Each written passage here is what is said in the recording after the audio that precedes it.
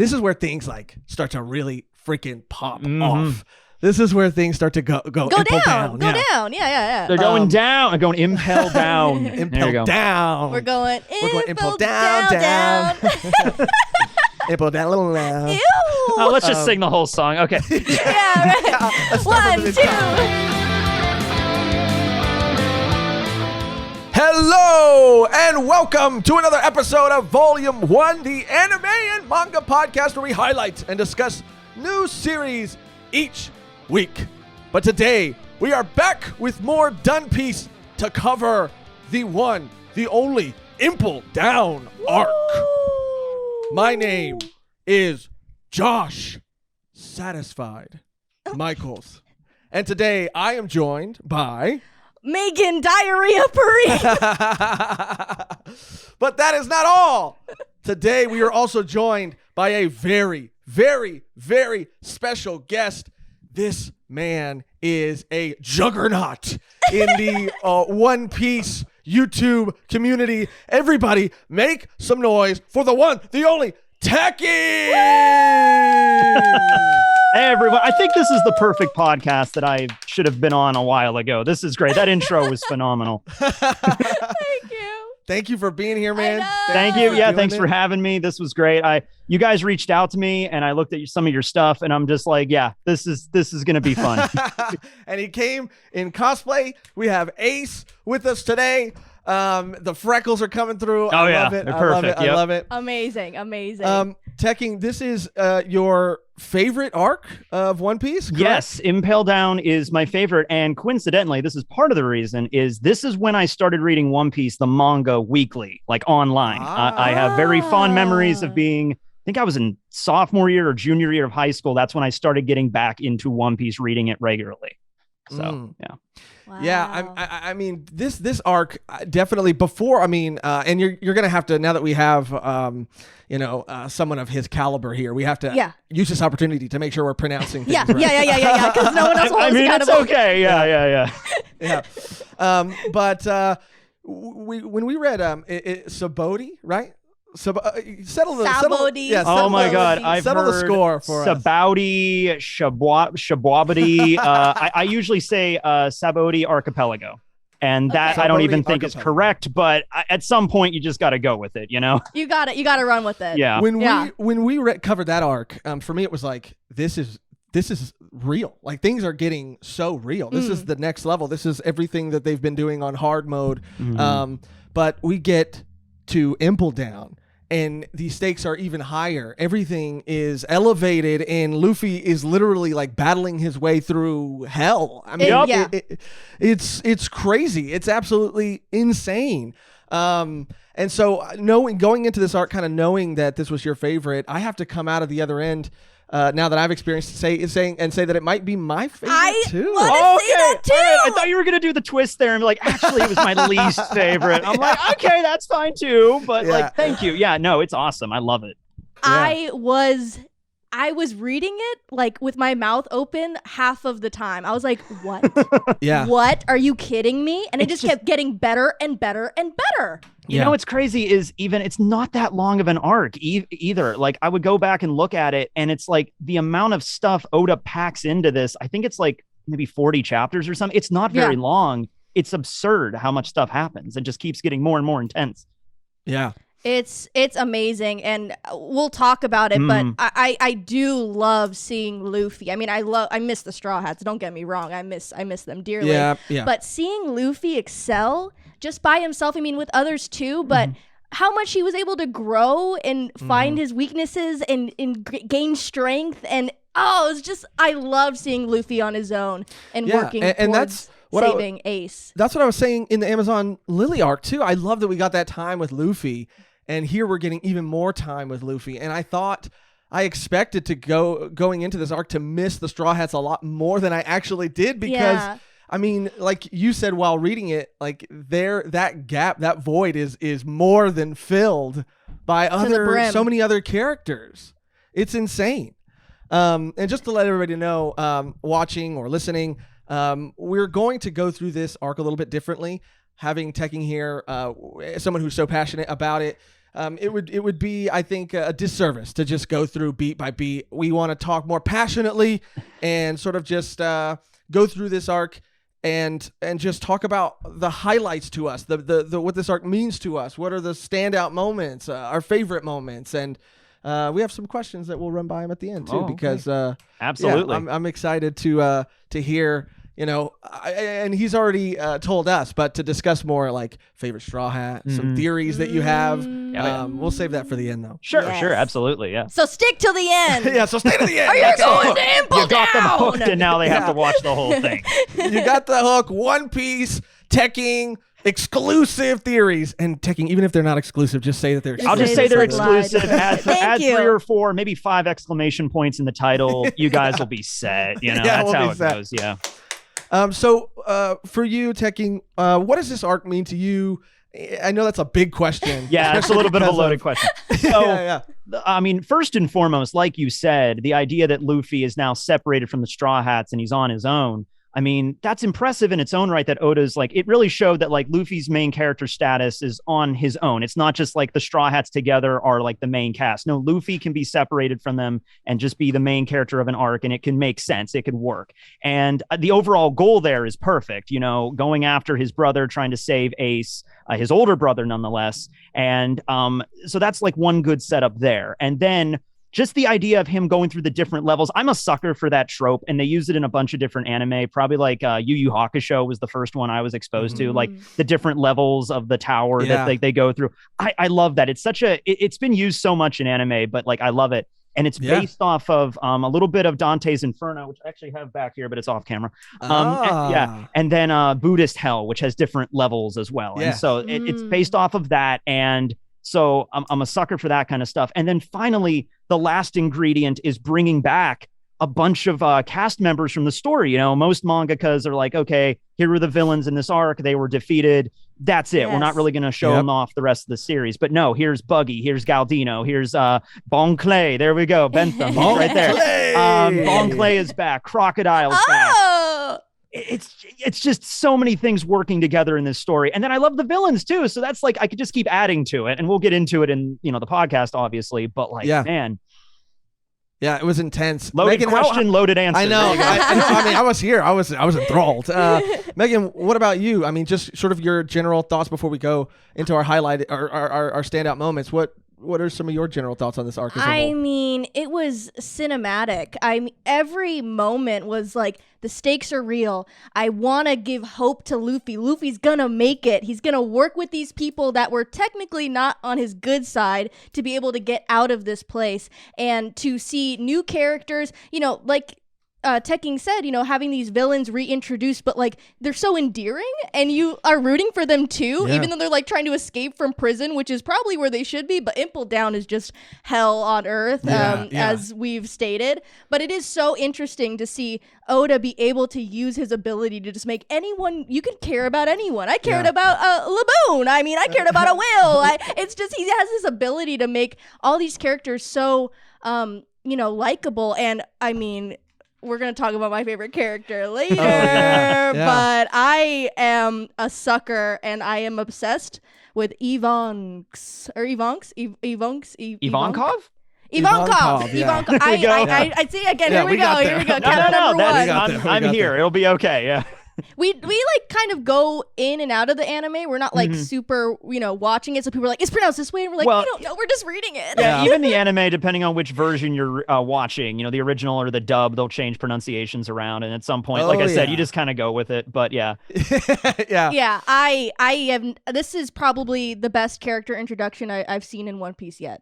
Wow. I loved Ivankov's. Ivankov's is like, I'll go back and rewatch that scene over and over again in the anime. It is so good. Yeah. I'm obsessed, and I love everything he stands for, being true to yourself. And he's so unwavering and like calls out bullshit when he sees it and puts people in place and slapping freaking Bon Clay around. He just met this boy Candy. Yeah. I am over the moon with this character, and I was obsessed from start to finish. Yeah.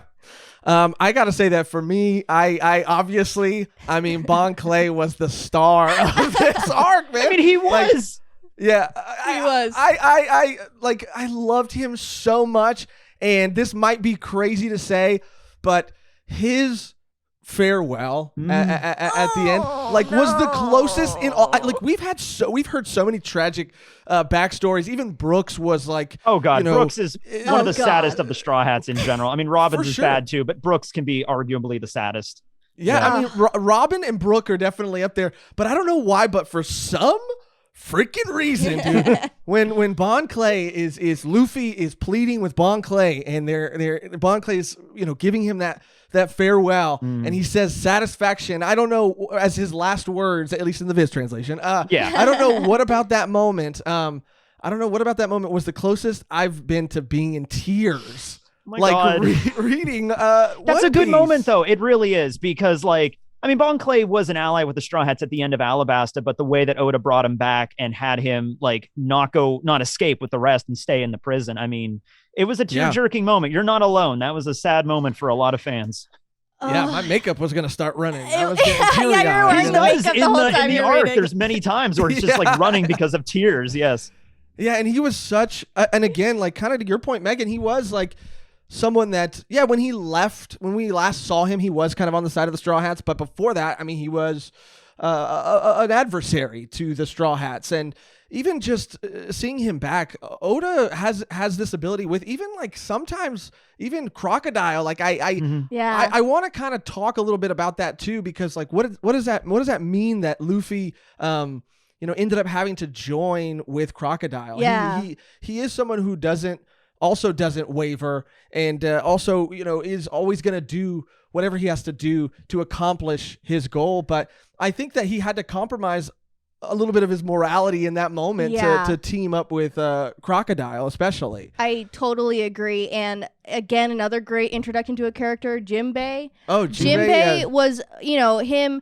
He pretty much was like, we can't get out of here without this guy's help. And he's a great supporter of Luffy, and kind of puts him in line a little bit, and is like, you need to focus on what's going on. We need to do this to get here. He keeps him kind of in check, which is where the other characters throughout Impel Down are kind of bye, or I'll I trust you 100%. He's kind of we're gonna assess the situation and move forward in the best way possible. The most of the characters in the arc are just trying to escape the prison. And Crocodile, Crocodile wants to get out and go to Marineford because he has other things connected to Whitebeard, so he doesn't really care about Ace. Luffy's main goal is rescuing Ace, but he doesn't know how to do it. And there's only Ivankov, Inazuma, and Bon Clay and Jinbei are the only characters that are there to help Luffy succeed and save his brother. They're there to support him. Everybody else just wants to get out of the prison. Yeah. And also, and I don't blame them, by the way. No, of course not. I mean, it's a crappy place to be. Even Buggy, I'm like, go ahead, get out, get out while you can. But even all the moving parts that, and we felt this way even back in Water 7, in his lobby, all these moving parts starting to come together and converge, but even more so here in Impel Down. I mean, it's finally all coming to a head. Whitebeard, even Shanks is in the mix. You know, now we got Jinbei that was one of the 7 warlords.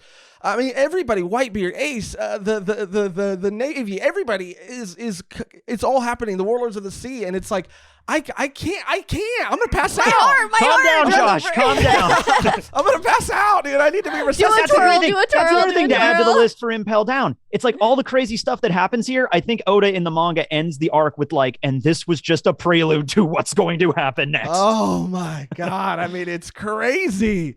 But yeah, I do have to say that Bon Clay ended up being my highlight, the highlight of this arc for me. I did not expect it.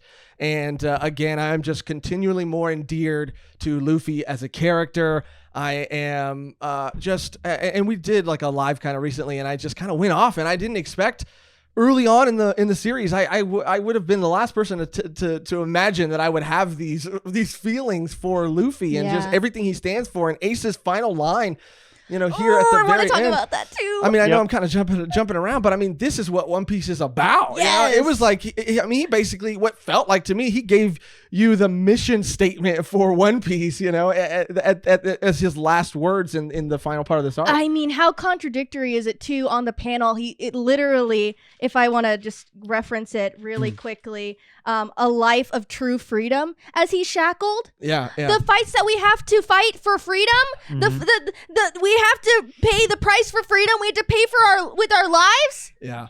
And our freedom. And our freedom. Yeah, crazy. It's too much for my heart to bear. Yeah. Yeah. All right, now that we've all kind of, established that this is the greatest arc of all time. Yeah, I can hear the commenters now. Impel Down, you can just skip it. You can just have to know. There's a lot of people that, say, oh, it's not my favorite, but it's up there. I mean, even if it wasn't my favorite, it would be in the top 5. I mean, it's really sure. For sure. And especially, I mean, I wonder that too, I wonder where it's going to fall the farther I go into One Piece. I wonder if it's going to sort of maintain its place at the top. So I'm going to, again, just kind of go through some stuff. And if any moment really stands out to you guys, then we can kind of take a breath and just go off about it. But the warden threw a party at Impel Down. The prison band was there and began to get down.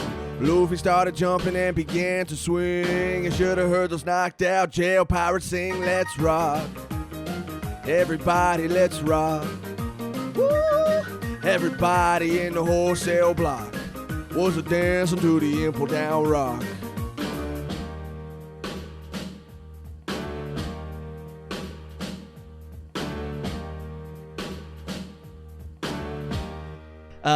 I mean, even this arc, it opens with Garp talking to Ace, and he's talking about his father, talking about Dragon, and talking about Ace is talking about how he would have never been a part of the Navy because of his blood, the blood that flows through him. But what I found really interesting about this exchange of dialogue was that he is really he really hates Dragon. I mean, or not even hates him. He just doesn't care about him at all because he wasn't really a father to him. Yeah. Whitebeard was more of a father to him. And he even says that he owes a great debt to the name Portgaz, because it came from his mother. And I mean, that is just, and Luffy has kind of said that before too, that their relationship with Dragon is non-existent. Yeah, it really means nothing. Yeah, Luffy's never met Dragon, so yeah. And doesn't care. He never cares to either. I mean, like, that's just Luffy's, he doesn't care about like blood in that capacity, Yeah. No. And then it goes back to, Alvida and Buggy's crew.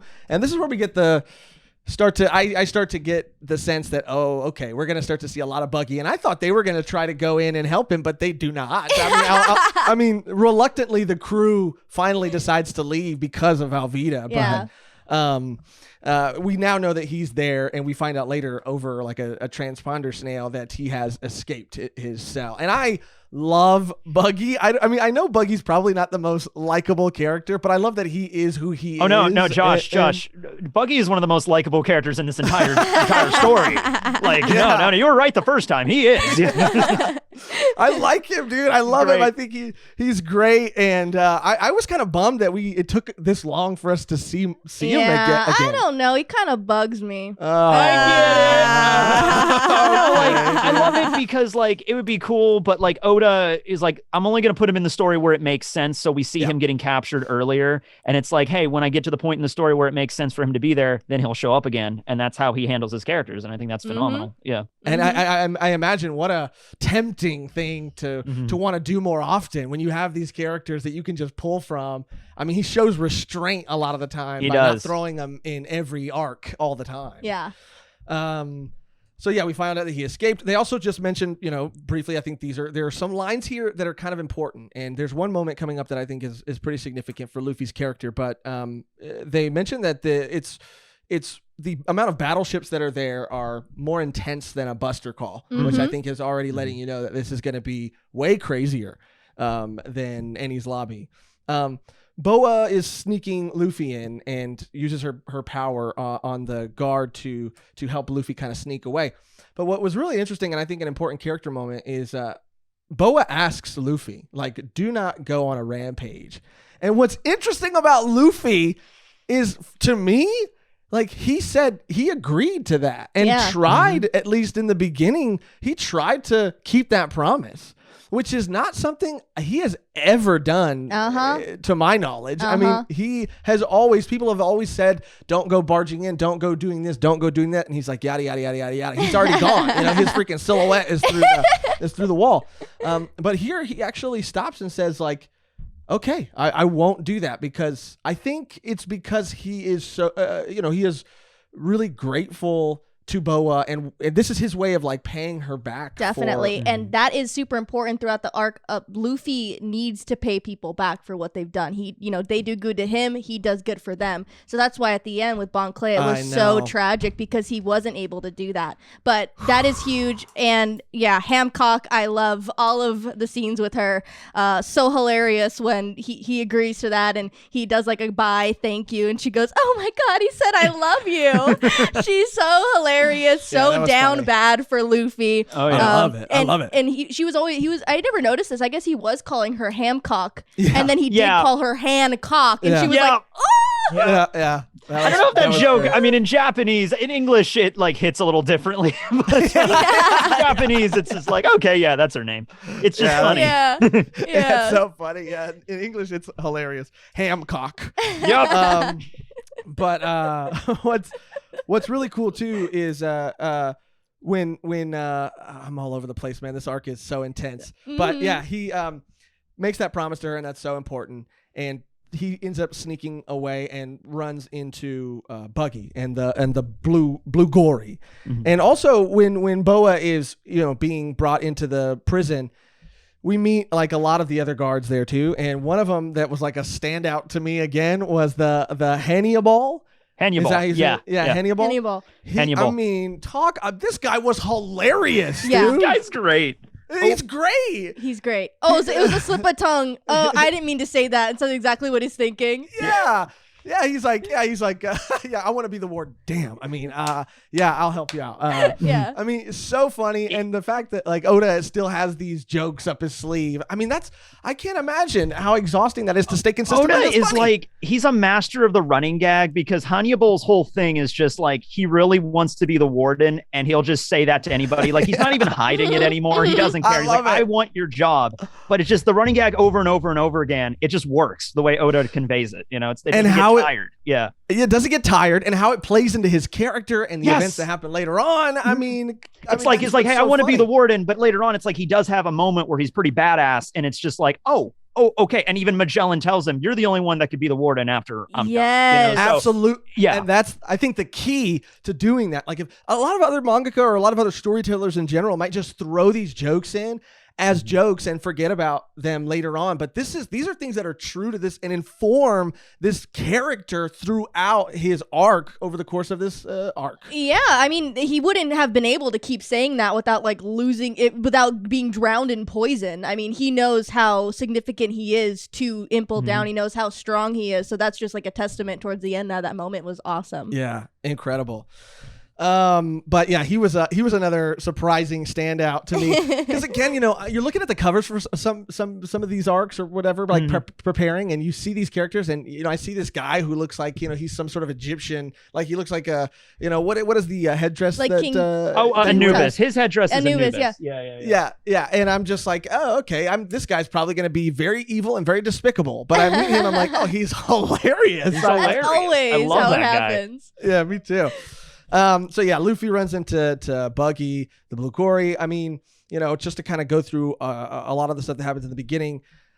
There's a moment where Buggy agrees if Luffy in exchange for Luffy's armband that he's been wearing for a while now, and Luffy, another character moment for Luffy here. Luffy, this harkens back to sort of Luffy and Amazon Lily when Boa gave him a decision to make about whether or not he would get a ship or he would save the people who helped him. And when he made that decision, so without a second of hesitation, this is another moment here where Buggy offers his help in exchange for this thing, and Luffy's like, okay, here you go. And Buggy's like, I could just take it now. And he's like, yeah, but you said you'd help me, right? And I love again, every time Luffy is just this, hopefully, naive, optimistic, that Buggy and even later on, like Mr. Threes, like their hearts are just like, we can't take it. It's like, Buggy's a pirate. He's duplicitous. And he's like, I could just run away with this. But like,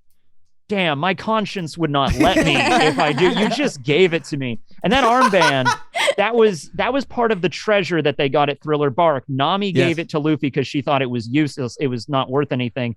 That was because there was one of the general zombies at Thriller Bark was Captain John, and he was a famous pirate. And that's his armband that's supposed to lead to his treasure. And that's what Buggy's all been after. Yes. That's the reason he got captured. He was looking for his treasure when he got captured by the Marines. So yeah. I mean, and I knew it all ties in. Yeah, it all ties in, and I knew that they had gotten that from Thriller Park, but then not the level of not all the layers of it. Man, it's all connected and it all comes together. But yeah, it's crazy because that was just another moment where I'm like, damn, Luffy is like just becoming one of my favorite characters of all time. Like, who would have saw this coming? So Buggy offers him help. But also has his own plan, in the background, in secret. He's like, I'm just gonna escape as soon as I get. He's always trying. He's done. He's like, okay, you're gonna help me from this point, and then I'm gonna totally and utterly disrespect you and turn a blind eye to what's happening. Now, once they get to the Crimson Forest, I just want to pause there for a second. Oh my God, are you kidding me? What? Which, by the way, it's only level 1, and I feel this is the worst one. Me too. Yeah. I'm so glad you said it. I'm so glad you said it. Yeah. I was like, this is horrifying. I can maybe take high heat, maybe not that high. Heat, freezing temperatures, starvation. I mean, all of these things sound way more pleasurable than having to walk on actual it's needle grass and razor trees. Oh, and poisonous spiders are in there to boot. And also, like, the trees weren't red; they're just covered in blood. Like, Oda's so out of pocket for this. Oda went nuts. Oda went wild. I think it should have been reversed or something. It should have been reversed. But the thing that works great is because of Buggy's ability that it's completely he's impervious to it because of that reason. Yeah. He's like, Luffy's on like his back. I was like, we learn a lot more about like the devil fruit. Like they go back and explore like what you can really do with. Oh my God, I love that so much. Yeah. Right. And I like that is a thing too, where it's sort of like, I think by fleshing out these abilities, it does limit them, but overall I think makes for more interesting uses and can allow them to kind of be more of an asset in certain situations. Like, I think maybe some people might be afraid to really like, lock down the exact rules of these abilities, but I think ultimately it benefits what that character can do later. It makes those moments when they do things like more rewarding. Totally. Absolutely. Yeah, I don't know. Like with really Mr. Cool. 3 and the whole devil fruit, the wax he was able to, defend. And they're like, even I think it was like Jimbei or someone said it, and they're like, well, you never know which devil fruit. Yeah, it was Crocodile that said that, and it's great because it's like, it makes wax that's hard as steel. Oh, that's useful. Yeah, but you can't use it in high heat because it melts like wax, but it can block poison. So it's like you never know what's gonna be useful. Yeah. Mm-hmm. Yeah, exactly. And that's when they fall into this hole that takes them to the demonic beast floor, level 2. And this is where we first meet. My pronunciation Magellan? insecurities are coming out again. Part of me, the first time I read it, I was like, Magellan? Magellan. It's Magellan. Yeah, it's Magellan. Just think of the explorer. It's Magellan. Yep. I thought that, but I got a little insecure. Now you got it. No, now you have to second guess everything, right? Yeah, I really do. But yeah, we meet him here for the first time, and wow. I mean, I've said this too. I feel like, poop jokes, fart jokes, they're making a comeback, dude. Okay. And making a comeback. And it's not always for the best because I feel like people have just been throwing them in everything. Again, it's a resurgence of poop jokes that's happening. I mean, like, there was a period there in film in like the late 2000s where like poop jokes, fart jokes, burp jokes, that's comedy. And it's like, I never cared for them, but with Magellan, it works, you know? Yeah, exactly. It works, and it's literally because he is poisonous. Yeah. He can't, and he like he poisons himself. Yeah, he poisons himself. He like, please stop. It's like he could stop. It's like the poison is not the thing that makes him sick. It's that he eats poison food and he can't digest it. I'm like, just stop eating poison soup. Yeah, and he's like, tells him that. Yeah, he's like, so please stop. good. He's like, it's my favorite food. Why would I stop? Well, what are you eating it? gonna do? I mean, like, yeah. 6 hours in the bathroom. That bit too of him being like, I think he's in the bathroom for 10 hours, and then you would count his meals. Yeah, they go through it, breaks. and they go through it. It's like 8 hours of sleep, 7 or 8 hours on the toilet. He's only warden for like 4 or 5 hours a day. You know? Yeah, and even Hancock is like, he's really in power? Like, this is the guy who's in charge? Yeah, Like, doesn't yeah. And really then you make find any out why sense. later, though. Yeah, tenfold. Crazy. It cuts back to Luffy, and Luffy's clobbering the basilisk, and that's when they meet up again with Mr. 3, and he offers to help them. There's a bit where like Luffy doesn't recognize him because Mr. 3's hair, he's in prison and it's all drooping. He like kind of holds it up and he's like, no, it's me. I love that. Luffy just like doesn't know who anyone is. Like, you ruined my life. He's like, who are you again? I mean, to be fair, Luffy only knew him for like a day before he beat him up. Exactly. I mean, like, whatever. Oh yeah, you're that guy from the giant island. I hate you. Yeah, I mean, Luffy. Yeah, he fights so many people. I mean, they have so many. They go to so many islands, meet so many people. Yeah. Remember when they took down Zoro? No. Oh, maybe. It's so funny.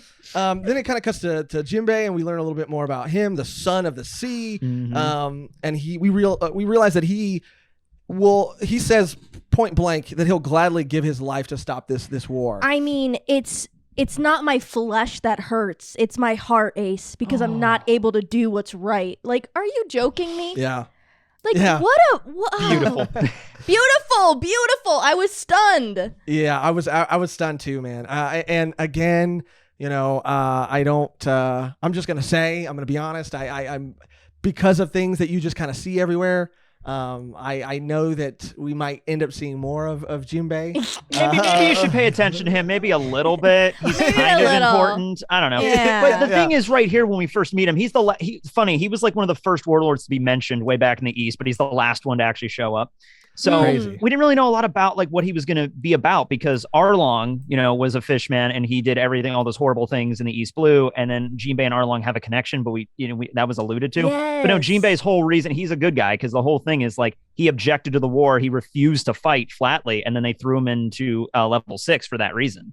So he's extremely dedicated to his morals, Extremely dedicated. And he only did it, I mean, to protect his people, his island, Fishman Island. Whitebeard although he was a pirate, he was somebody that came in once the age of pirates began again, or the new age. Everybody had to pass through their island. It got ravished by pirates, and he was the first person to come in there and put a stop to all of that. So he owes a lot to Whitebeard and the Navy. And that's something else crazy that happens. Like, we've been led to believe this entire time that the Navy's whole goal is to pit the Whitebeard pirates versus the 7 warlords of the sea, versus the Navy, versus maybe even the emperors are going to get involved. But also we find out later that because of Ace's connection, which is something that I even forgot, that they're also getting the revolutionaries involved too. Yeah, so, I mean, they why would they want Whitebeard and Dragon in the same? Why would they want to attract them both at the same time? And I'm just like,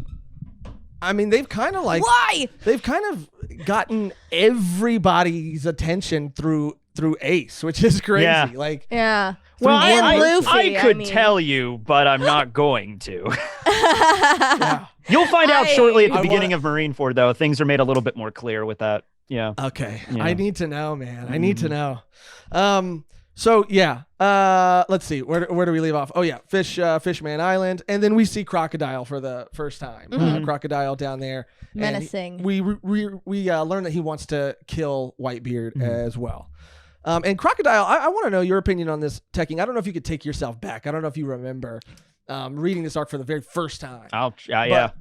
But I up until this point, like I didn't really take Crocodile super seriously. I don't know why. There's a thing because Luffy finished him off earlier on in the story, and now everyone's stronger. And he was a warlord, so the implication is like, well, Crocodile had to be like the weakest of the warlords or something because Luffy was able to beat him back then. There was very certain circumstance. First off, Luffy did not the first time. Crocodile straight up almost killed him. And the second time too. And Luffy got lucky with his weakness. The water thing. But no, I really like Crocodile. This was the arc that made me think of him a little bit more seriously, that it wasn't just like, here's a strong character that Oda's going to have Luffy beat up and that's it. No, he's relevant later. I also like, just as a minor nitpick, I like that the prison let him keep his hook on his arm. It's a prison. You know what I mean? That's a weapon. Doesn't he have like a cigar too? They let him. I mean, Magellan's not that mean. I mean, it's like, we'll let you smoke in your cell, I guess. We're cool. We're a cool prison. We're a cool prison. And as far as minor nitpicks, I wanted to ask you about this, and you too, Mehgan. How do we feel about, the whole time they're questioning how Luffy was even able to, get into this fortress. And the only, you think logically, the only variable throughout the day was Boa's arrival. It is a nitpick, but you got to remember she's hot, and everybody just is dumbfounded. The reason Luffy got a head start because Boa goes all the way down to level 6 to meet Ace, and that's another moment I really want to talk about because that's a good moment there. But just like Magellan and Hannibal and everybody is just smitten with her, and then just like after she leaves, it's finally revealed like, hey, we have an intruder, and Magellan's like, why didn't you tell me about this earlier? Because you were drooling over Hancock the entire time. It's like, that's right. Well, let's deal with this. Even if she got caught, like she says, all is forgiven. She's so beautiful. Yeah. And so to cut back real quick, that's where we get back into, Mr. 3, Buggy and Luffy. They go down the staircase to level 3, or they go towards it. And again, Mr. 3 and they Buggy's, fight the Sphinx. They fight the Sphinx there, and the Sphinx ultimately ends up like breaking the ground and making them fall to level 3. And meanwhile, everybody on level 2 is starting a riot, and then it cuts to back to Sengoku, I believe, who is venting to Garp about Luffy and everything, like he always is. And Garp kind of laughs and like he always does. Like he always does. And he's just like, he's proud of his grandson. I love that. I love their dynamic because Senku's he's the fleet admiral of the entire Marines. He's in charge of everything, and he's like, damn it, Garp, your grandson again. And he's just like, what do you want me to do about him? I can't watch him all the time. He's a grown up. He'll do whatever. Yeah. I love Garp too, man. I mean, I keep seeing this figure of Garp around, and I'm just like, I want a Garp figure, dude. Like, he's just like, get it. I'm gonna get it. Just get it. Like we said, Garp is Gilf. Garp is Gilf. Garp is Gilf. Garp is Gilf. Garp is wife. Okay. Garp is Gilf. So this is where they run into Bon Clay, the star. The star. And we see Sadie, the security chief. She's kind of outside telling everybody to seal off Impel Down. And this is where Boa ends up finally meeting Ace. And talking to him for a moment. And I think I was kind of worried about what she was going to say. Yeah, what because was her reason? It was all just a cover just to get Luffy in. So it's like, well, she can't just walk in and walk out. She has to meet Ace. And I'm like, okay. And I like the little exchange where there's a riot and so nobody can really hear anything. And then Boa just explains everything to Ace in like, you can't hear it, but she explains it. And then Ace is like, oh my God. Yeah. Yeah, I think too that brother. Brother. Oh boy. And we're kind of like, oh brother, where art thou right now? Oh, true. But I was worried what she was going to say, and even as an audience member, a reader who knew what her real intentions were, I was like, damn, that's a good cover, dude. She's like, I just wanted to see the man face to face who I was going to war for. And I was like, damn, Bo, you really pulled that out of your. That was pretty good. She's like a character in like D&D that has like the ultimate charisma stat you could possibly have because she can kind of get away with anything, Yeah. Some D&D talk, Tekking. That's the weight of my heart right now. Yeah, we're just going to, like I said, there we go. Yeah. That's the weight of my heart. But here's where we also see that Magellan is also why he is the warden, because while everybody is hounding her, which very real, by the way. She's the most beautiful woman in the world that's now in a prison. I wonder what's going to happen with that. You know what I mean? Yeah. These men haven't probably seen, women in a very long time. And if they do, it's Sadie, and you do not want to see you don't want to mess. Sadie. I mean, she's got the dominatrix thing going on, but For sure. she will kill you. Yeah. Yeah, she will kill you and be like, Yeah. Yeah, she does have the Dom thing going on. Oh, and I yeah. think she Oh, yeah, likes her job a little 100%. too Yeah, much. Yeah. Sadie Dami. Yeah. Oh, and Okay, by the that way, was a reach another right there. character that she's there, but she's in the background most of the time. Her name is Domino. She's the blonde guard that has and it took me until like last year, like recently, for me to realize Oda named her Domino because of Dominatrix. Oh. I like Domino. Yeah. We see her a little bit, but Yeah. She's cool. there in the background, but she's just the one Yeah. reporting to like Magellan and stuff. Yeah. I did like her a lot. Like her a lot. But this is where she basically tells him like, oh yeah, he said he was afraid you'd be mad at him if he came, and then that's how Ace kind of knows that Luffy is there and is not very happy about it. No. But this is where Bon Clay and Luffy reunite and join forces and fight the Minotaur, and this is where things like start to really freaking pop off. This is where things start to go down. Yeah. Down. Yeah. They're going down. They're going impel down. Impel down. We're going impel down. Impel down. Ew. Oh, let's just sing the whole song. Okay. Yeah, right. Let's start from the 1, top. 2. But this is they're at level 4, Inferno Hell, and Bon Clay is on his search for Ivankov, right? The queen of Kamabaka. Kamabaka, the queendom. The queendom, the greatest drag queen ever. I mean, I was like, who, what? Fabulous, but who? Yeah, but who? I'm Fabulous. here. Like, yeah, you were really taken by this character. I was too, but you were like next level. I mean, like maybe your favorite character of all time. I feel like personality and character just overwhelming. Every time they were on page, it was just so entertaining and so commanding. All the dialogue. It was amazing. Yeah, I think this character definitely was a standout for me too. And I think I had seen maybe glimpses of this character before. Same. And again, every time I've seen a glimpse of a character and finally met them, they are never, ever, ever anything I expected they would be. Ever. So here's where things start to pop off, right? Because now we find out there's reports that Shanks is involved in a clash with Kaido, okay, one of the 4 emperors, all right? We kind of meet the minnow rhinoceros, the minnow koala, the minnow zebra. So cute. That was cool. Yeah. I love how all the the Navy ships are outside. They're like, is that a koala? Is that a giant koala? What is going on in there? What kind of... Okay. All right. I mean, if you guys cool. get stuff done, I guess do you. Yeah, do you. And then Magellan's in his crazy chair too, which was kind of funny. I like being in tight spaces. I like being in tight spaces.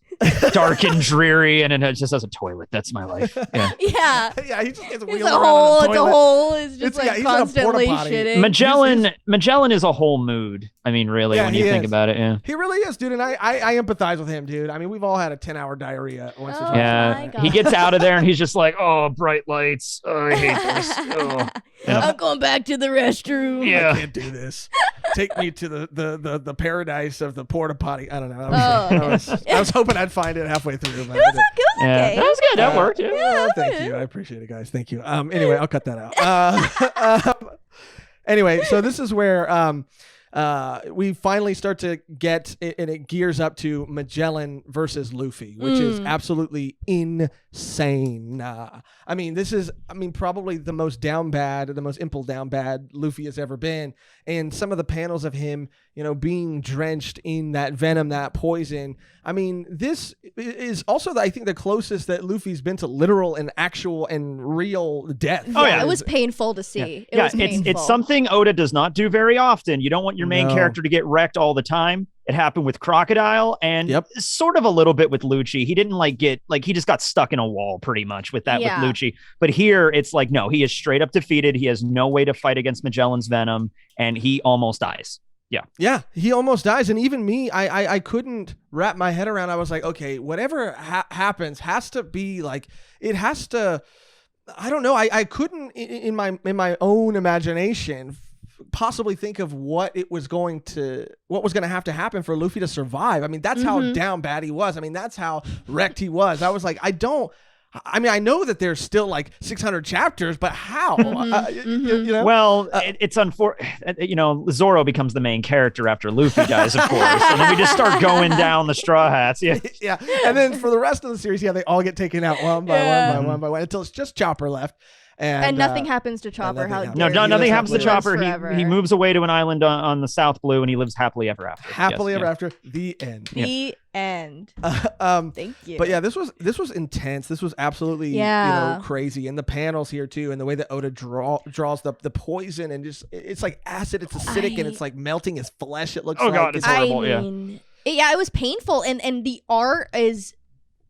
Oda he ceases to amaze me. I mean, every arc, it's like it's a work of art. I'm looking at the cauldron of the flames. I mean, it is like you are there. Like I'm hot. I'm like sweating from the heat. Like it is so immersive. I felt that too, and even the creativity of some of these moves, like you were saying too. I think Tekking was saying that the just the creativity behind all of these devil fruit powers, how they're fully fleshed out. The Dragon Road, I think, is what it was called too. Like Venom Road, yeah, Road. Yeah, he just creates venom, and then he just travels through it like one of those shoots from like Futurama or whatever, and just like zipping around. And it's just like that's brilliant how he can fight like that. Yeah. Yes, I love it, and I love that he does that. Like, I wonder, like, how much time and how much thought goes in, because One Piece has so many characters. Like, I mean, he has to just sit down and fully flesh out all of these characters and all of their abilities, and think like, okay, what are the implications of these abilities, and how would someone who has had these for a long time think to use them in new ways? I mean, Oda just does it one piece at a time. All right, Mehgan. Well, I got you. I wish I had the. But yeah, you need to get one of those. I don't know how long you've been doing the show, but you need to get like some kind of buzzer button. Yeah. I mean, we have one. I don't know if it'll work right now.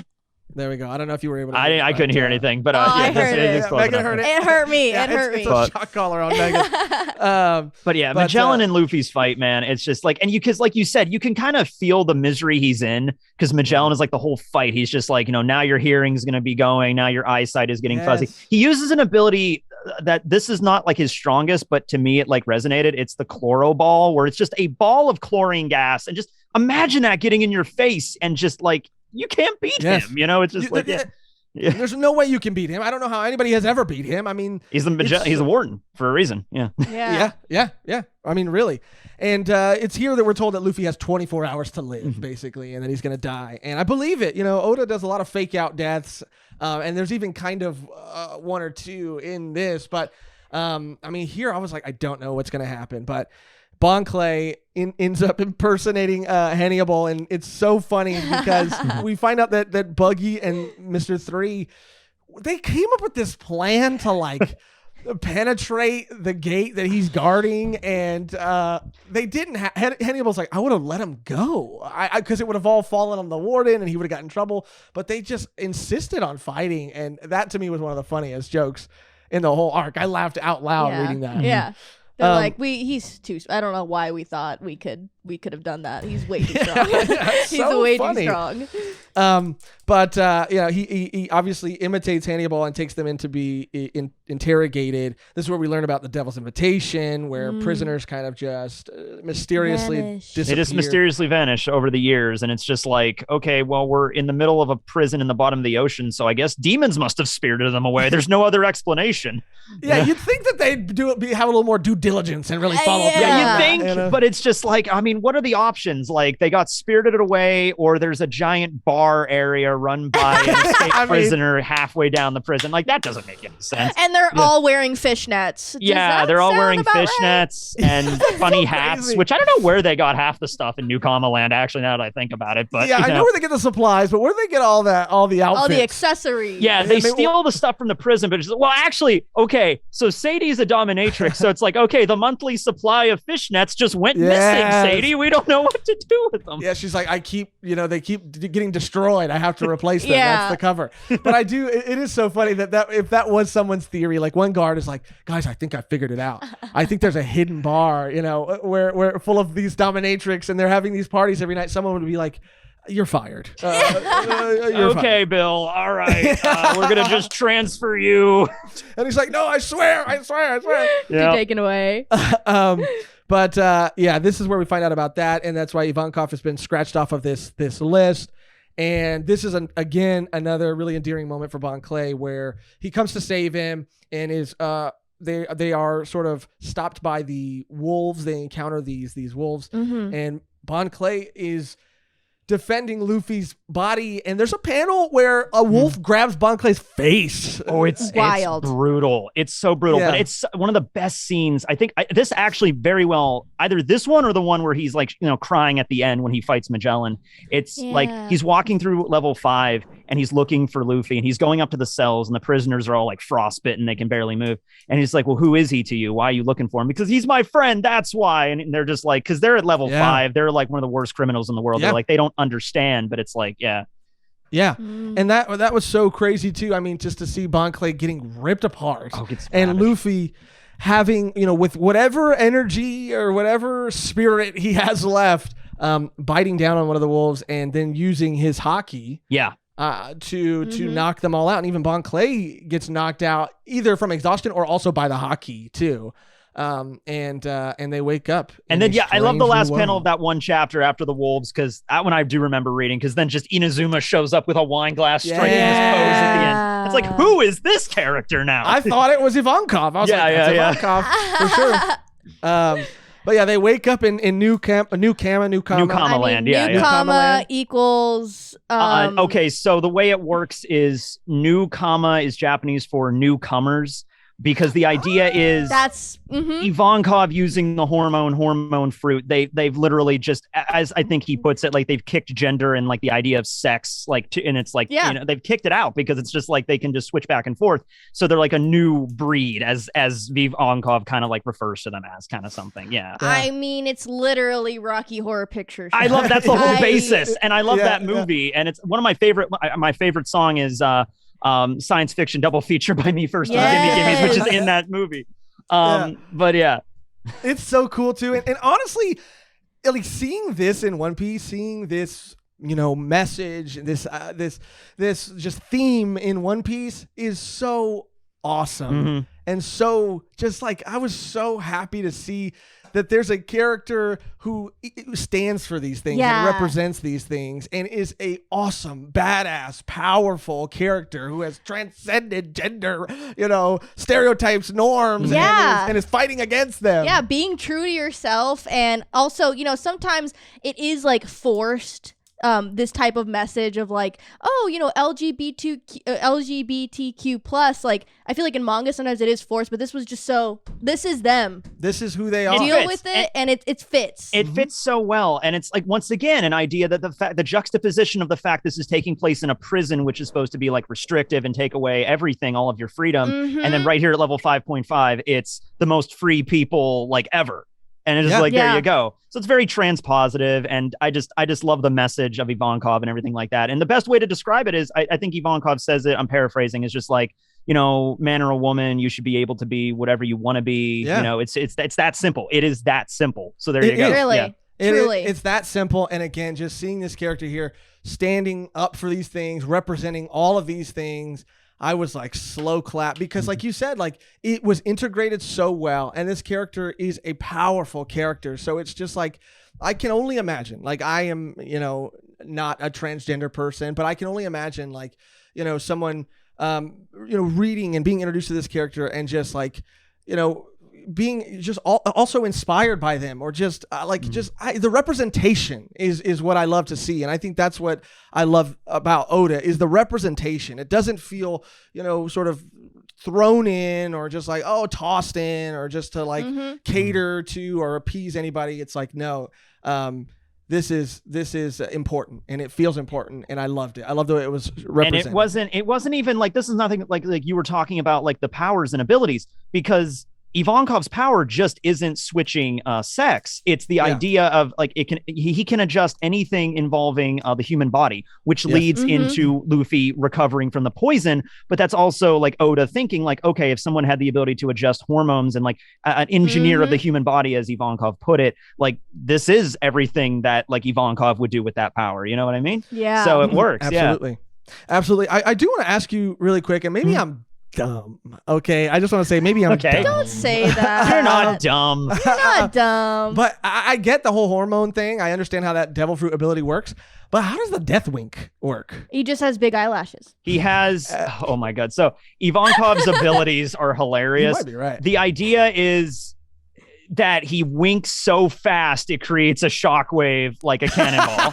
Okay, all right. That is cool. the explanation there. Oh, also, by the way, in One Piece, whenever something doesn't make sense in terms of an ability, just say hockey. That usually covers every basis. There's a scene later in the arc when Magellan hits Ivankov right in the face with a Hydra. And Ivankov just takes off his makeup because it's like his makeup was so thick it was able to resist the poison. That was so funny. Yeah. Yeah. But I was struggling. I was like, okay. But yeah, hockey. I'm just going to do that. Just I'm gonna go say hockey. That hockey usually explains everything. Yep. from now on. Yep. But this is where Bon Clay is kind of being informed about on the things that happened while he was passed out. And boy, oh boy, another crazy, intense moment here. Luffy is chained up in this like sort of like dungeon looking room, and is all Bon Clay can hear are his like screams of agony and pain. And even though I read this and didn't watch it, I can only imagine, because they got Zoro's scream pretty, I mean, the agony portrayed by the voice actors in the anime for the moment when Kuma gave him a piece and a taste of Luffy's pain, suffering, exhaustion, all that stuff. Yeah. I mean, that was like, it was crazy. In the anime, it's pretty rough in the anime. In both versions, it's rough. The way that the voice actors like scream constant. It's one of those things where like, man, they must need a lozenge after that. It was yeah, they got a bonus for doing that one. Yeah. But yeah, it was crazy. It was something too that I think is interesting is that it kind of flashes back to Ivankov kind of telling him the terms of this healing process, and that it's going to take 10 years off of Luffy's life, which is something that they choose to actively not do to another character later, because this person is going to be someone very important to the revolution and cannot afford to have any years shaved off their life. But here's what I really, really liked about this moment was that, Bon Clay is pleading with Ivankov, like, please, like, help him do. And he's saying, like, I'm doing as much as I can. Like, I've helped him as much as I can help him. And Bon Clay says, you're the miracle worker.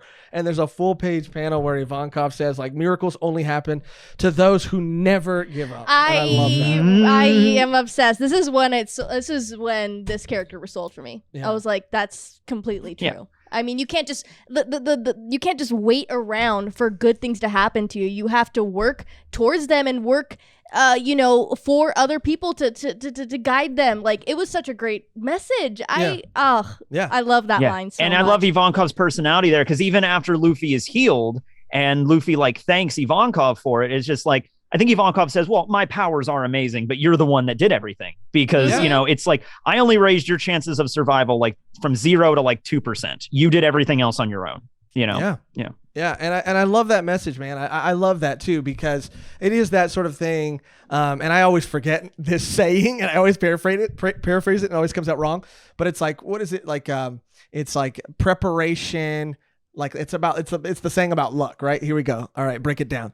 Preparation meets like luck, or preparation meets like. I have never heard this phrase before, or you butchered it so bad I don't remember what it is. Tekking, I'm gonna tell you, I butchered it so bad that you probably have heard about it, but I butchered it. But anyway, it is the message here is that you have to work towards things don't just happen, and I just think that this was a really powerful moment too, and that's where we also find out about level 6. And we get a glimpse of Shiryu of the Rain. Of the Rain, yeah. I don't like that guy. No, he's not a fun guy. He's not a nice dude. No, not a nice dude at all. No. But also, I want to ask you, and Tekking, I know you might have to dance around this one, because I wrote these names down because. I was gonna say, pay attention to the names, but that I was gonna say. So I think that kind of answers my question, because Ivankov kind of like rattles off a list of a couple, 3. We got, and I wrote them down here just in case too. Katalina Devon. Yep. Devon. We got San Juan Wolf and Vasco Shot. Pirates who shook the world. Woo. Yep. Hey, so read Marineford and. All right. Yeah. All right, I was just gonna say, focus on those names. Pay attention to those. Those will be relevant later. Yeah. Awesome. And this again, my boy's moment. Bon Clay, he's like, take me to where Luffy's at. And he goes and he's just cheering on Luffy. For he's hours. Like, you can do it. He was Rob Schneider, dude, in the Water Boy. He was like, Yeah. you can do it, Luffy. You can do it. You can do You it. can do it. And everybody else there, kind of all joins in, and they all just like they're cheering him on. Luffy. Luffy. I mean, it was so sick. Luffy, let's go. Luffy, you can do it. And man, I mean, Ivankov says that it's going to take days, like 2 days. Yeah, I think it was like days. 48, 72 hours or something like that. Like Ivankov was completely like, wow, it's really sad. He came down here to save his brother, and he's going to be healed. Even if he does heal, it's going to be well after he's been executed, But that's why Ivankov was like stunned when Luffy came out after I think only 10 hours or so. And that panel of Luffy coming out, oh my God, it was a thing of nightmares, dude. I mean, he's just like emaciated. I know. And he's like, feed me. Yeah. Not to get too real, but I mean, it looks like, when you see a starved human that and how they have that bulge. I mean, their stomach is bulging. I mean, it was like hard to look at. He's able to absorb all the power from the food, and he's like, I'm back. But that panel, I was like, oh my God. It was painful. He was nightmarish. Yeah, absolutely. Yeah, more nightmarish than Nightmare Luffy, if you ask me. Yeah, Nightmare Luffy was great. Yeah. Awesome. Yeah. That was the real Nightmare Luffy right there. But yeah, he's back, and this is where we find out even that Ivankov is a revolutionary, a friend of Dragon. Hilarious. Love that moment. He's like, oh, you mean my dad? Yeah, your dad. We worked out with your dad. It just falls back. Yeah. And this is again, everything is connected, and they, Ivankov and Dragon had they weren't just friends. I mean, they were close friends. Close. Mm-hmm. So much so that even Ivankov flashes back to a moment where she saw Dragon overlooking the sea, into the direction of their home. The East Blue, The East Blue, and she pressed him a little bit and was like, "What are you looking at over there? Is that your hometown? You got a family over there?" I mean, they were. I don't want to talk about it. I don't want to talk about it. I love it in the Funimation dub of One Piece. They just make Dragon sound like Batman, and it works for him. So it's like, I'm Dragon of the Revolutionary Army. Just like, I love it. I'm Dragon. I don't have a family. that's how it is. It really is. It's great. Yeah. I almost choked right now. But we still haven't really seen much of Dragon, so it's cool to get these little glimpses of him. From time to time. And I wonder, this is maybe going to be hard to comment on, but I wonder if I'm really going to, because, he is a revolutionary. I wonder if are his ultimate goals like going to be something that is that unaligned with sort of, because, Ace and Luffy are about freedom, and, Dragon is about sort of like a revolutionary in my mind is about like freeing the world from the tyranny of the government, right? But I mean, he might take it too far. I don't know. I mean, it's funny that you should say that, because seriously, I thought about doing a video on my channel about Dragon's revolutionary, like what he's actually going to do.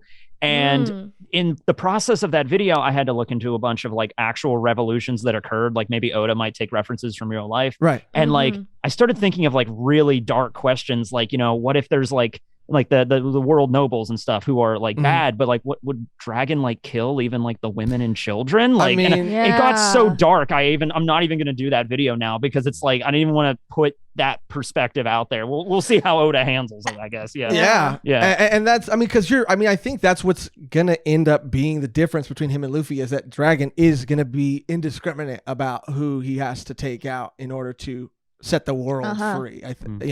But yeah, that could lead to down some dark roads. Okay. Crazy. We also find out more about Inazuma and the snip fruit. Yes. Sick. And that's a really cool devil fruit ability too. I just love Inazuma's just style. The half, it's orange and white, and I just love the design there. And the choky no mi, which is the snip fruit, being able to turn anything into paper and cut it. Like, it's great. Yeah. I thought, because I read it in the manga, I was like, this is freaking Cruella right here. No, seriously. I thought that too at first. Because it's black and white, but black and white. There is a character literally in Rocky Horror Picture Show that looks almost identical. I should have brought up a picture, should have looked it up, but with the wine glass in general, the glasses, like we have to maybe put it somewhere here because it is like I saw it and I was like, it is of course. It's very clear that this is where Oda drew inspiration for this group. Awesome. Yeah. Awesome. Yeah. Super awesome. Luffy then has to, so they kind of decide now, once, they find out that Ivankov finds out that Luffy's the son of Dragon and that Ace is also the son of Dragon, which means that the revolutionaries now is their time to join the fray. It now is the time for them to escape this prison, because earlier they said now is not the time, only when the revolution has begun. And because of the connections here, they realize that time is now. And so they all sort of mobilize and get they make it to Ace's cell, but they make it too late. And realize that they have to set free begrudgingly Crocodile and less begrudgingly Jinbei. Which this is crazy. And Tekking, I mean, how I mean, this moment for Luffy, I mean, having to set free a warlord of the sea, a very evil person, someone who did try to ruin someone he cares about, their kingdom, their life, him having to do that. I mean, that was a very powerful moment, I think. I love, that's one of my favorite scenes with, like, because contrasting to when he met Mr. 3, it's like, who are you? But like, it's not that Luffy forgets everybody. It's just that, only the people that have like an impression. So Crocodile definitely left an impression. Luffy sees him and he immediately is like, oh my God, you're down here. And it's just like Crocodile's laughing and just like, it's been a while, huh, kid? And whatever. It's like, just let me loose and I can like use my power and get out of here. And Luffy has to go along with it because he has to save Ace, even if that means working together with a former enemy. Although there is the thing with Ivankov, where Ivankov goes up to Crocodile and is like, well, it's okay because I know a secret that he has and I'll keep him in check. And Crocodile's like, don't say anything about that. And it's like, by the way, we still don't know what that is. So Ivankov's like, I got your search history, your browser history. So if dude, blackmail. Because of the existence of Ivankov and his devil fruit ability, that just, there's so many theories now with revolving around like, okay, did Crocodile used to be a woman? Did this character used to be a man? Because that fruit exists now. So there's a lot of theories that just come from that. Yeah. I thought the same thing, right? Yeah. I thought the same thing about like, not necessarily Crocodile, but just other characters. I was like, are we going to see like, I mean, unfortunately, I don't know what's going to happen to Bon Clay, but before it got to the end, I thought something's going to happen to Bon Clay and he's going to become a woman, or something is going to happen with other characters and they sort of, change genders. I can't say anything about that for spoilers, but I will say in bonus material in the SBSs in the manga, Oda does eventually draw all the Straw Hats like gender bent and just to see what they would look like. So he does that as like supplemental, but I can't talk more about anything else in the story. And we're getting to also not to, brush past the SBS, and this is a good segue. This whole time we're sort of getting little peeks into the Straw Hats locations and kind of what they I was going to ask if you were reading about the cover stories. Yeah. And we've heard through our comments too that the anime, right, does flesh out these places a little bit more. Yeah, they do. Yeah. But there was one panel, and I did pay attention to, but I had a theory. And again, I mean, I get a little insecure about how interesting this is to somebody who already knows the answer to this. No, you're fine. But I had a theory that, the Straw Hats were not gonna reunite until post time skip or around that time, which was going to be the reason for why they all look the way that they look. And one panel of the SBS almost kind of confirmed it. Was it the one with Usopp? No, it was the one with Frankie. Okay. Frankie in a cover page, not SBS. A cover page is outside of like Vegapunk's like old house, childhood home. He got sent to Karakiri Island, which is where Vegapunk grew up. Yeah. And so you just see Frankie standing outside of this house and you're thinking like, oh man, because obviously you can't avoid, seeing images of Frankie post time skip. So you're like, I think I know. You see where this is going. Yeah. But it might not be as straightforward as that. I don't know. I keep reading the story. yeah. So yeah, just to jump back real quick. This is where he sets everybody free. And this is also where they're unstoppable and dressed to kill. Yeah, that's the thing that they kind of glossed over. That's something in the anime they explore a little bit. They go from level 6 back to New Kama Land. That's where Crocodile like gets his outfit, and like because I think just in the manga he just like prisoner outfit. Now he has like his cool cape and his cigar. And it's like, where did he get that stuff? They stopped at New Kama Land to outfit them, and then they left. I mean, if you're gonna break out of prison, you got to look good doing it. You have to look. You dress to kill. Crocodile's like, I'm not going to Marineford dressed like this. You're gonna get me a nice cape, a cravat, and a cigar if I'm going anywhere. All right. I need a cigar, dude, and you better let me keep my hook too. Yeah. Because if you don't, I'm not letting you off the hook. Oh my God, I love the puns. Okay, and that's good. And that was a good one. Through the course of their whole adventure, they do through the rest of the prison to kind of escape. They recruit more people. They unlock other people out of their cell. Mr. One.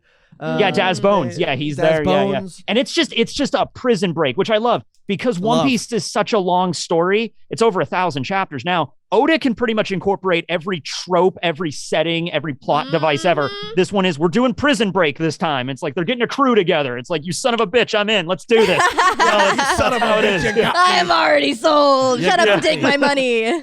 And this is awesome too, man, because, and this is, I mean, it's awesome to see them kind of all come together. This ragtag group of misfits that you Rapscallions. Rapscallions, ever expect to see together. It's so crazy. But what's even crazier is that Ace arrives at Marineford and Blackbeard arrives at Impel Down. Oh my God, this guy.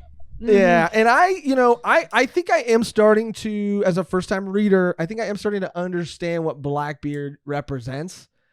I mean, and I could be kind of... I could be way off. But I mean, for me, I think sometimes I do feel like Blackbeard and Luffy are kind of like opposite sides of the same sort of spectrum a little bit. I'm like trying to read Tekking's face a little bit. Yes, I'm wrong. Do you have a hammer? Because you nailed it.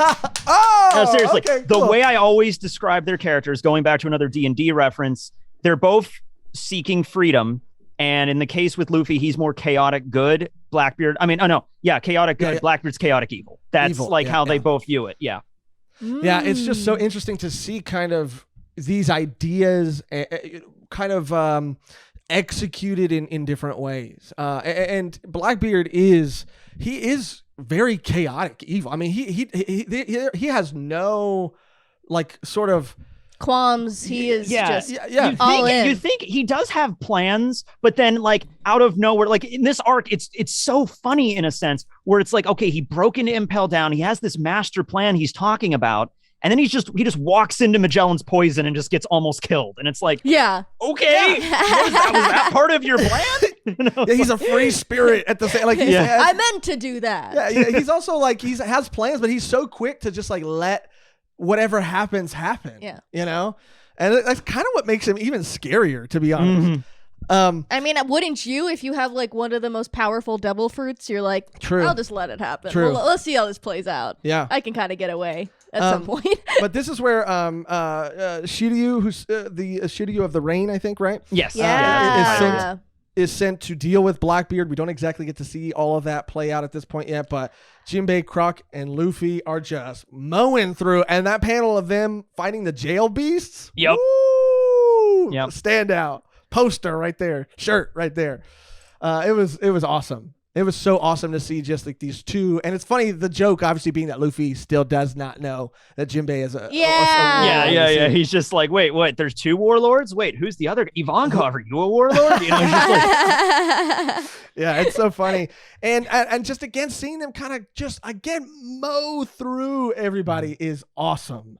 And they really kind of don't. The only person that gives them any problems at all is Magellan, but everybody else they seem to kind of get through. One little side thing. I don't know if you took notice of this when they were fighting the jail beasts in level 4. Crocodile has a moment where he's like, Mr. Two is like, we defeated Minotauros. Why is he back? And Crocodile's like, oh, they're awakened zone users. Awakened zone. They came. Their recovery is super high. Just tuck that in the back of your mind. That'll be relevant later. I thought, but you know what? Thank you for saying that. I did forget to write that down. There's so many things. I mean, oh God, yes. but reading that, my brain immediately went to definitely Chopper for sure. Like, okay, like what are the implications of this? We know we have a zone member of the Straw Hats. Like, what is this going to mean for them? Mm-hmm. And yeah, the implication. My imagination with that line. The implications are down in ways you could not possibly fathom. Anyway, moving on. Anyway, moving on. So yeah, this was crazy stuff. Hannibal tries to hold them off while he gets there. Yeah. Magellan gets there and he's pretty effectively. Actually, he manages to hold off Luffy for a while. Yeah. I mean, he gets beat to crap while doing it, but he holds his ground. You know, this is that moment where he steps up and he's like, okay, if I really do want to be the warden, everybody's like, man, you're being so serious. Like and he's very capable when he is wanting to be. He does his job, and I think even Magellan was kind of proud of him at the end, where he's like, you did it. I mean, that's the thing when we see what is it, Shiryu. When you see Shiryu versus Magellan, it is like Magellan's not a bad guy. He's just kind of doing his job as a warden. This guy's a bad guy. This guy's a super guy. Shiryu's a bad guy. That's the reason he was locked up, because he would just go around to just slaughter, prisoners wantonly. And Magellan is just like, I know we run a prison and they're pirates and all, but you can't. I'm the warden. You can't just go around and killing people whenever you want to. I have to lock you up. And now he's just like, they're at a point where it's like, okay, Blackbeard's here, Luffy's breaking out, Ivankov's here, Jinbei, Crocodile. We need you here. Can I trust you with Blackbeard? Yeah, and I don't. He is a bad guy. Shiryu is a bad guy, but I don't blame him for doing what he did, because I think he even had that moment with Magellan where he asked him, like, if I do help you, you're not going to throw me back into a cell, are you? And he's kind of like, I mean, we'll see, I guess. And he's like don't tell him that, because he was like, lie to him. Lie to him. Just like, you'll get off the hook. Tell you what, I'll make you warden if you. Yeah, because what that was the wrong thing to say to him in that moment, because he's like, okay, he literally said, like, I'm gonna take note of that. I'll remember that. Yeah. But yeah, and this is where Blackbeard and Luffy kind of meet and they have their interaction again. I think it's the first time that they've actually met face to face since they met on Jaya. Yeah, this is the first time since then, because there was a moment where Blackbeard showed up, but it was too late. They had already gone to Skypiea by the time Blackbeard and his crew arrived. But this is the first time they've met face to face. And when they met the first time, Luffy kind of liked him. I mean, they kind of had a somewhat pleasant exchange. Yeah. And here he finds out Blackbeard is ruthless in telling him the truth of what happened. And the reasoning for Ace even being in Impel Down in the first place was that once he found out, it wasn't long after that he found out that Luffy was the one who put Crocodile out of commission, then realized if he wanted to become a warlord, all he had to do was take out the person who took out Crocodile, but couldn't find him. So ended up going after Ace, or Ace was on his tail for something that he had done when he was a part of Whitebeard's crew. And Ace was also Luffy's brother, so wasn't going to let him. So I mean, it's all connected. Yeah. And it was this perfect storm. Yeah. And Luffy punches him pretty hard. And that was satisfying too. And that's when we get that really cool moment with Jinbei kind of holding Luffy back, saying, like, remember what we're here to do. Remember what your priorities are. And usually, like, the Straw Hats do try to stop Luffy, most of the time not really successfully, because he's always jumping into the fight, because I think he thinks that he has to defend his friends. But I mean, it was such a small little panel that I was like, oh, that's never really happened, huh? Yeah, and he tells him some crazy stuff too. I mean, he tells him that, the One Piece definitely exists. And we've also seen from Luffy in Sabaody Archipelago that he doesn't care if it exists or not, or doesn't want to know. He's just like, the journey is what he's there for. He's not like, the One Piece could literally just be like, I don't know, a wrapper of candy or whatever, and he'd be like, okay, the journey was the real treasure the whole time, Yeah, and I mean, I love that about Luffy, but in this moment, he is restrained, and he is told, remember why we're here, and he is held back. And he decides, okay, you're right. Like, I have to press on. I have to save Ace. And time is not on their side. But what is also interesting is a line from Blackbeard where he says, he's like, hold on, because we're going to put on a show that'll shake the whole world. And it's just like, having not read Marineford yet. I don't know. But I also think Blackbeard, I might be misremembering, but I think Blackbeard also throws in a line when Luffy leaves. He's just like, well, kid, good luck to you. Wish you the best. Maybe you'll do it, because that's how Blackbeard kind of is. Yeah. I do think that he does say something like that, because I do think he is a bringer of chaos, and chaos is to him the way that the universe should operate. There should be no rules. There should be no systems in place. Like let what happens happen. Yeah. But that's where we get to see, again, this was kind of a funny moment, Blackbeard versus Magellan, which was very quick. I did not expect that to happen. Yeah, nobody did. Yeah. I thought Blackbeard was going to be, like, actually give him a run for his money, but they got, like, in an instant. Snap. But then it's like, once again, you think like, okay, Blackbeard can turn off Devil Fruit powers, but he has to touch them first. And the darkness, he just wasn't expecting Magellan just to, because he's pissed at this point. Magellan is just like, I got stuff to do. I don't have time to deal with you. And then just washes them with poison. Yeah. Yeah, I haven't taken a shit in an hour. I got massive diarrhea. Stop this breakout. Take a shit. You know? I have shit my pants already 3 separate times. Oh God, does Magellan wear a diaper? I feel like he would have to. He has to. He would have to. Oh Definitely a leaky situation. Very Absolutely. leaky faucet kind of guy. Leaky faucet kind of guy. But then we see Magellan versus Inazuma and Ivankov, and this is again Oda's a master of fake out deaths, but a death that I hear and again believed, because again the only other person that we had ever seen affected by that venom was Luffy, and Luffy only survived because of Ivankov, so it makes sense why Ivankov would survive, I guess. But I really did still feel like that might have been it for those characters. Same. Again, as someone who consistently does these fake out deaths, I'm like, that's the last one. That's the last one. No more. I'm not going to fall for it again. It's a thing. It's at a certain point, I just kind of is just like, I'm at a state right now where I'm just like, nobody dies in One Piece. But then when something happens, it's like, okay, Yeah, and I definitely felt that here. And again, I don't know for certain, but it does feel like it was the last we get to see of at least one person, and I don't want to know otherwise until I get there. But then it's Mr. 3 and Luffy have that moment where with the wax fruit they're able to hold off Magellan, while Jinbei, Crocodile and Buggy, they go off to find a ship, and Magellan unleashes the judgment of hell. And it's all like everything that happens at this point is just like that thing is like, this is a perfect climax. Like, Magellan's just had enough. He creates Venom Demon, which is basically acid at this point. And it's just like, it's not like the only thing from Fern Gully, and not only, Fern Gully, good reference.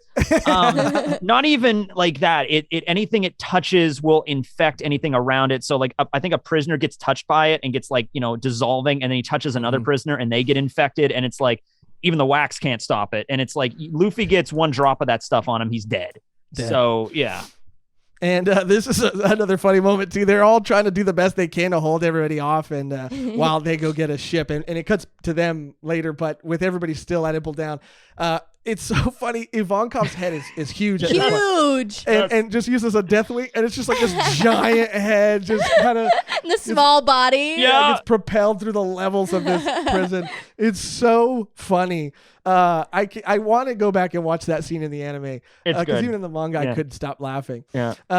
But I mean, this is where kind of everything happens with Jinbei and Crocodile and Buggy on their way to get a ship, commandeer a ship, but also Buggy and Mr. 1 is there too, I think, and Mr. 1 is telling them like, why are you here, Buggy? Buggy is like, Buggy has just, and we've kind of, because we have to, get through all of this. He's the leader. Everybody kind of like follows him, even though he's like the weakest one there. You need charisma to lead. You know what I mean? Yeah, but even somebody says later, I think it's Jinbei says like he's got. He's got some leadership skills. I mean, he does. That's undeniable. Yeah. But I mean, we've kind of haven't had the chance to really say, all of the funny things that even him and Mr. 3 were like hiding under wax walls and under carpets to evade all of the monsters. But now they're on the way to the ship, and we see Jinbei's power for the first time. And it is as a fishman to see how powerful he is as he propels them on that giant door, whatever piece of wood. I think it's a door. It's the door. Yeah. Towards one of the ships. I mean.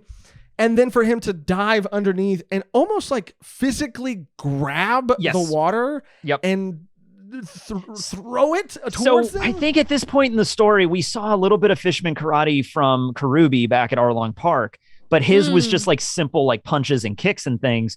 Jinbei's on a whole other level. He can it's basically like low tier water bending from Avatar: The Last Airbender. He literally does like grab the currents and like hurl them like over the shoulder throw or something like that. Yeah.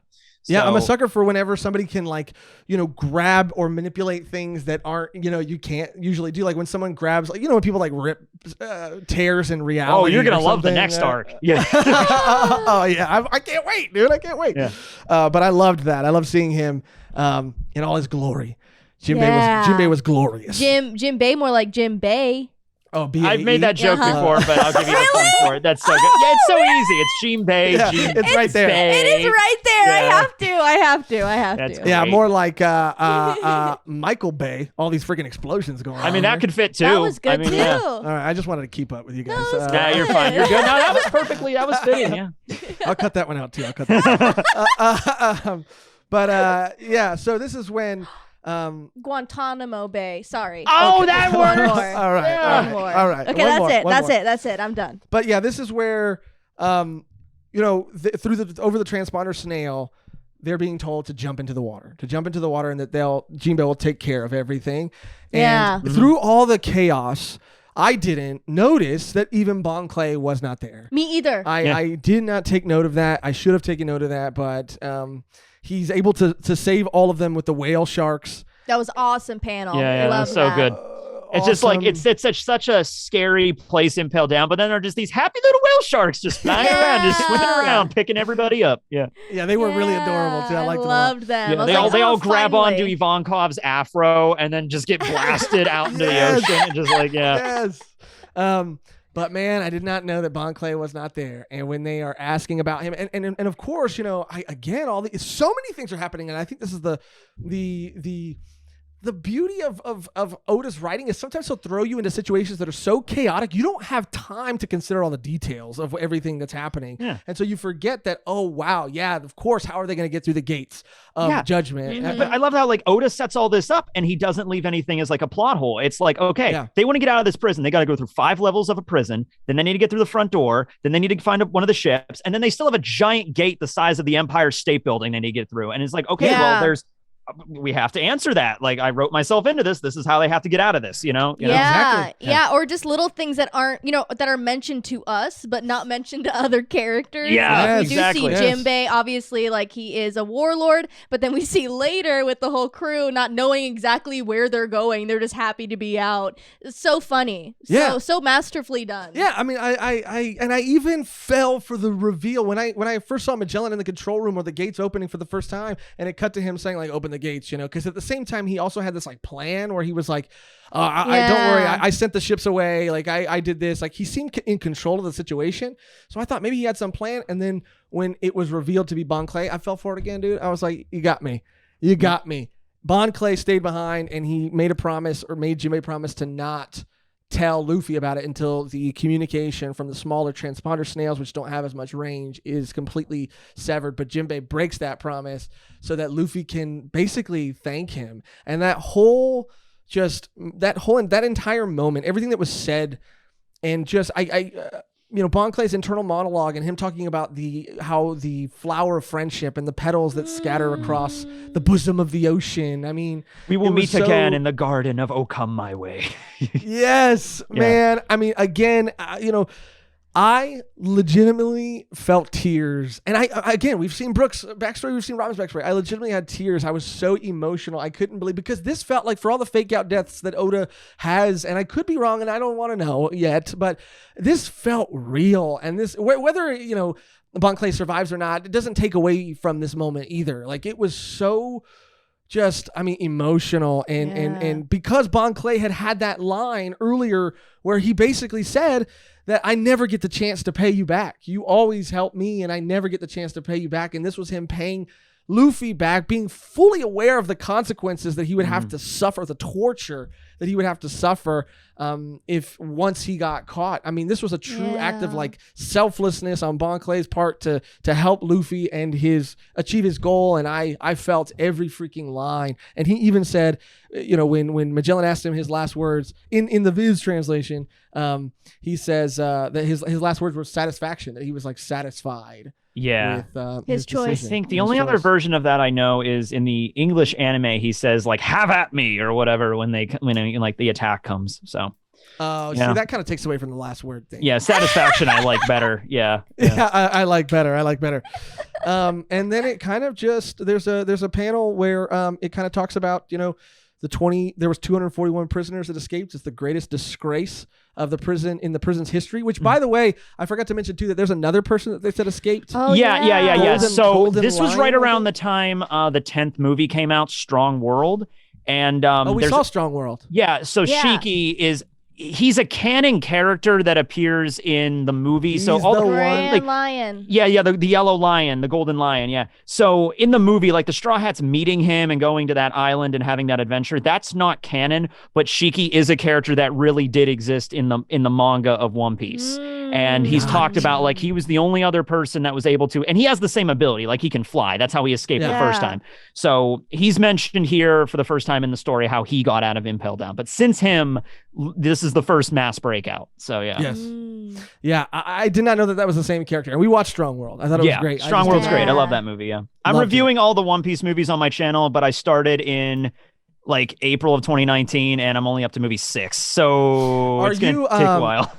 Are you I mean, obviously you're super excited about movie Red, right? Oh, I'm pumped for it. Yeah, I made like 2 or 3 videos about it this week just alone. Yeah. And do you think that it's while we're here, do you think that it would be, depending on how far we are in the story at that point by the time the movie comes out, like, I mean, do you think it's going to be things that are super, super canon that unless you're caught up, you won't be able to watch it? I mean, I think just in general, the way they handle the movies is you don't want to make them too tied to canon because you don't want to spoil people for stuff that's going to happen later. But also you don't want to like make it too difficult for somebody. Like the idea of a movie is you can kind of sit down and watch it whenever. So there are some stuff like I think in every single movie, there's like maybe 95% non-canon, but maybe a little bit of stuff that's relevant to the story. Like in Strong World, the presence of Shiki and what he looks like, that itself is canon. Okay. Like what he looks like. So in movies like that. So there might be a little bit of stuff about, because Film Red's going to be about like Shanks is going to be in the movie. I think that's pretty much standard at this point. And so we're going to find out probably a little bit more about his personality and his philosophy on life. And it was revealed. Did you guys see the trailer for the movie? Yeah. That he has a daughter named Uta. And that was something that was a big shock to a lot of people. But then again, Shanks never shows up. So him having a daughter fits perfectly fine. It's like we didn't know anything about him anyway. So it's Exactly. I think that's going to be canon. I think that's going to be, you know, him having a daughter. I love her character design. Like I love her. Yeah. Like, the way she looks is great. Yeah. I love It's so funny because you mentioned it too, and I don't know if you're familiar with Steven Universe, but I've she seen is the whole thing. Spinel she gives me of Spinel, One Piece. yes. dude. Yeah. Yeah. We'll see that. Spinel, and also if you've seen My Hero Academia, Shoto Todoroki with the red and white hair. Of I'm course, like, yes. Yeah. Yes, a gender bending version. Of It's a Rule 63 version of Shoto Todoroki. Yeah. But just to kind of finish everything again, I wrote down. I made a note that this was the biggest disgrace in the prison's history. There's only 4 hours until Ace's execution. Again, I made a note of that Frankie cover page at Vegapunk's home. Shiryu saves Blackbeard and his crew. And then there's that moment that you kind of touched on too, Tekking. That moment where Jinbei has that flashback of Arlong. Yeah. And he's like, in this moment, I just need to kind of express my gratitude and do whatever I can do. But what was that about? That was crazy because he like also reacts to Crocodile saying like all fishmen are like savages pretty much. Yeah, and there's a Jinbei, little bit of like, agrees racism with thrown him. in there. Yeah, because Well, the way coming from Crocodile says it is like, so I didn't know fishmen could actually talk to fish. Like that's not something like they have. Like mermaids can do that. Kami was able to do that, but fishmen aren't apparently able to do that. And Jinbei's like, is that weird for a fishman to be friends with fish? And then, Crocodile says, like, it's not normal, you savage race or whatever like that. I'm just like, geez, okay. Just throwing in the racism there, Crocodile. All right, whatever. It doesn't surprise me coming from Crocodile, though. No, and that's actually something that will be prevalent later. Like, and it's already been established at Arlong Park, like the racism that exists between, like, the fishmen and the merfolk with the, the humans and how it's all like, we'll find out more about that in the story, which is one of the reasons why I love Oda's writing so much. He handles all these like subjects and stuff. Yeah, and I can't wait to see how. I mean, we'll talk about it. I don't want to get. I know, God, there's so much more. You're not even halfway through the story yet. Well, I mean, like, no. Well, I think we're. You're a little bit over halfway, but we're at 1,046 right now. But like, man, It's just like, Yeah, we had a Discord member send us a picture. I guess they have all the manga, so they took all the manga Up until this point, up until this point, and they put them in piles and took a picture of it and like how much we had read. Where's and how much volume we had to 1? go. Where is how much they have to go this through? entire third shelf is nothing but One Piece. Yeah. So you don't have, that's not all of them though, right? Or is it? Well, that's up to English, which is 98. Yeah. So yeah, Damn. except the bottom shelf. The bottom shelf is Vinland Saga, but everything Vinland else Saga, is up here. Is I know. I'm trying to see. Vinland Saga, JoJo, Bleach. Yeah, I got Bleach, Black Butler, Black My Hero. Clover. Yeah, My Hero, JoJo's I down think. there. Yeah, but JoJo. yeah, there's a lot of it. And I'm gonna collect it all. Okay, it's just gonna take me some time. It's a great feeling to have all of like one series. Yeah, so It really, I'm a completionist. You know, I am too. Yeah. Mhm. But yeah, and then we get Buggy, whose identity is revealed to everybody on the ship. Hilarious. Yeah. Very hilarious. I had to look up too, and Megan I had to ask Megan because they say in the Viz translation they say blood brother, but that just means comrade. No, yeah, they're not brothers. They're just comrades. They both served as apprentices on Roger's ship, which was already kind of hinted at before. Well, it was explained. It was before. revealed. I think, It was revealed way back at the beginning of like in Orangetown when we first got Buggy's backstory. You see Rayleigh as a younger man there, and they're on the same crew, and so it's connected back that they were on Roger's crew, and the Marines think that it's Luffy and Buggy that are the ringleaders of the whole escape, even though Crocodile and stuff are there. It's great. Yeah. It's funny too because I went back and I saw that the anime kind of flubbed it a little bit, where when they go back and show a similar scene, they have changed Rayleigh's sort of appearance. Oh yeah, he doesn't look exactly the same as he does in the manga. It's very clearly supposed to be Rayleigh. Yes, Yeah. In the and manga, in the anime, they changed it a bit. Yeah. Yeah, that's why it's their fault for not sticking to the source material. Shame. But Shame. yeah. So Buggy's identity is revealed, and then from here we get to see some really crazy, like some gears turning in Buggy's head because he's like, at first he's like, I want to escape. No one told me this boat was going to Marineford. I thought we were escaping. Now we're going to headquarters. So funny. But he's like, you know what? I could probably, because all these things are technically true. Yeah. I could probably. Technically true. Technically true. Oh, man, I've been doing this for over 10 years. I've never used that joke. Thank you. It's a gift from. I'm going to use that later. I'll credit you, but I'm going to use that later. Please. It's technically true. And and so he basically decides, you know what? I'm going to use this as an opportunity to, literally become a warlord, literally become like, I think he wants to become ruler of the world. King of the Pirates. Can you blame him at this point? He managed to get out of Impel Down pretty much without a scratch. There was also the scene when the Gate of Justice was opening and they didn't know what was happening. And then Buggy's there, like parting the sea, like the Red Sea, like he's Moses. And it's like, Captain Buggy, you did it. And it's just And he switched up quick. Yeah, Buggy, he does do that. Yeah. Yeah, but Buggy, he has kind of been there through all of the shit. He doesn't. You don't have to know where exactly he was. He was actually literally sweeping up shit, probably, or cleaning up shit. But you don't need to know that. He learned a thing or two from the best of the best. Yeah, he's got the credentials. I think it's like Jinbei even says it, like, because everyone's looking at Buggy after they find out he was a member of Roger's crew, the King of the Pirates, and they're just like, really? And Jinbei's like, well, every ship no, it's Ivankov that says it. Every ship has one, like a little blemish, you know what I mean? And then really at the very end here, it just cuts to Ace, and Ace is walking, like you said, shackled through the doors, ready to his marching towards his execution, and he says he has a flashback of him and Luffy, and talks about the sea and a life of freedom, and living a life of true freedom.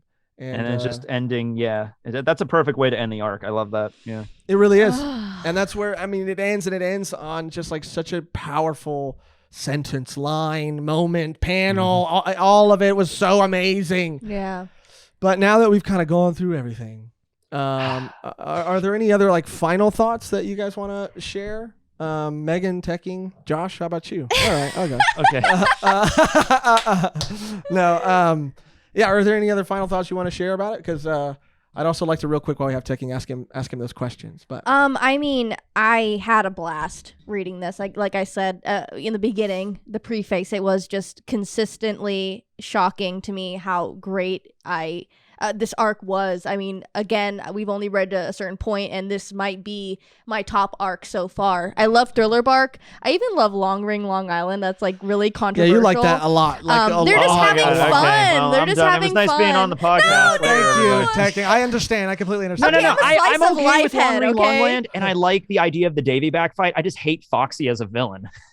Yeah, he's goofy. I do like that he appears to be like the filler villain. He is a filler villain in the manga. That is basically the best way to put Foxy. Yeah, and he kind of does like kind of pop back. I think he comes back in the anime at some point. In the anime, like they use him so often, and that gets tiring as well. Yeah, so I'm sure I've only seen him once, and I'm like, okay, that's enough. all I need. You're good. Yeah, I'm good. But I enjoyed it so much, and seeing again Luffy on his own and growing as a character and as a person and as a friend. I mean, him being able to pay people back. That's why at the end it was so heart-wrenching to see Bon Clay and his relationship and how he had to say bye and couldn't do that for Bon Clay like Bon Clay did to him, that sacrifice. And like, again, tying into the whole theme of the arc is like what you were willing to sacrifice for freedom, for your freedom. And that last part with Ace is just such a crazy contrast between this character who is, you know, fighting for Whitebeard to become the king of the pirates. He even says, Luffy, you're probably not going to do it. You know, he's going to do it for sure. Yeah. And seeing Luffy, being free and choosing, what he wants to do with his freedom by going into Impel Down, the place he probably, didn't know he can get out of. He hoped and he believed, but, he did it. And Ace told him not to, or wished that he hadn't, but it's just so heart-wrenching to see Luffy go through all that and still not be able to save his brother yet. I mean, yeah, and we don't even know what's to come, but I mean, I have to just agree. And I have to agree with you, Mehgan, and Tekking. I have to agree with you that Impel Down for me, as of where we're at currently in the story, has become one of my favorite arcs in all of One Piece, if not my favorite arc in all of One Piece. It endeared me to characters I never expected to care so much for.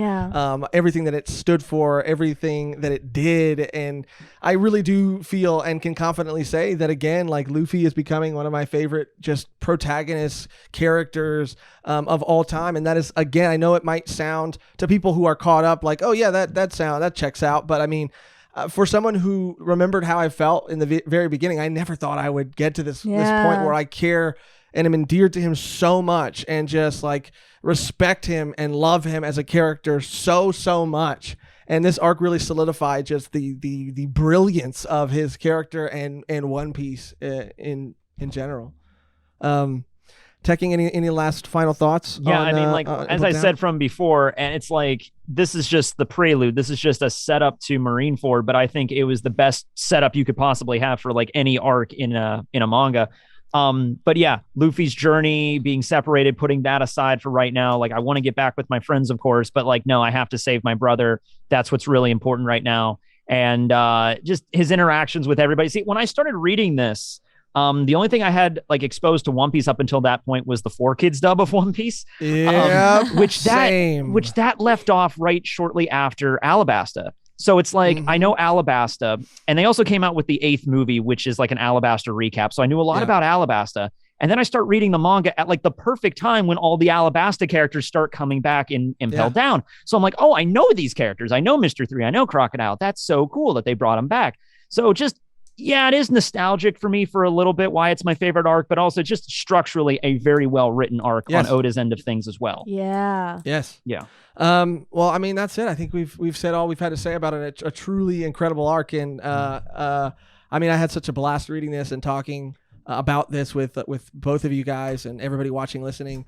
While we have Tekking here, I just want to maybe shoot off a couple of these questions, maybe a speed round of some questions. Yes. You want to do the first question? Yes. This is a very important. Who is your favorite Straw Hat? That would be Frankie. Frankie Super. He's a weird guy. He owns 110% of all of it.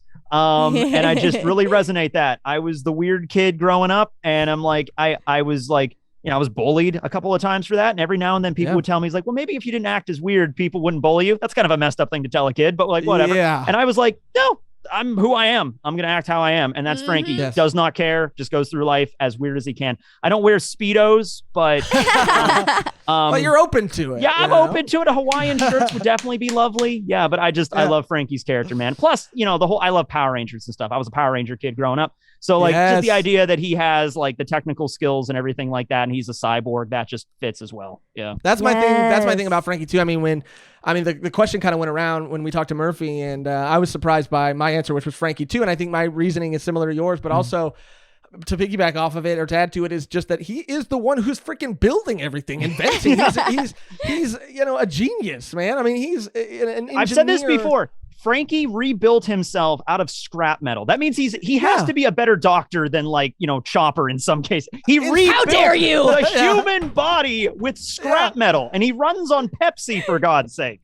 I mean, he's a modern marvel. I'm obsessed. He is. The next question, we have two more questions. The next question is, great answer, by the way. The next question is, I guess we already know the answer to favorite arc of all time, but yeah. Without spoilers, if possible, what is like one of your favorite One Piece theories? So yeah, there's a lot that involves spoiler stuff, but this is one that's been around for a long, long time. Like I remember this one being on the early forums on back in 05, 06. So this was a long time ago. It's the theory that the Red Line, giant red rock continent in the One Piece world, that is going to be destroyed. And that could be, it involves a few different things. Like if you look at Reverse Mountain, it kind of looks like an X marks the spot, maybe. So maybe that's going to be destroyed. And if it's destroyed, then that means, or at least those points are going to be destroyed. And if they're destroyed, that means the whole ocean becomes the all blue. It becomes one piece. The world is finally connected. That's a theory that's been around for a very long time, but I love that one. Yeah. Oh, wow. That's awesome. But it's one of those things where it's been talked about so much and it's kind of obvious that I don't know if Oda would keep with it or if he would spin it a different way now. So do you wonder about that? Like, do you wonder if that was his maybe original plan?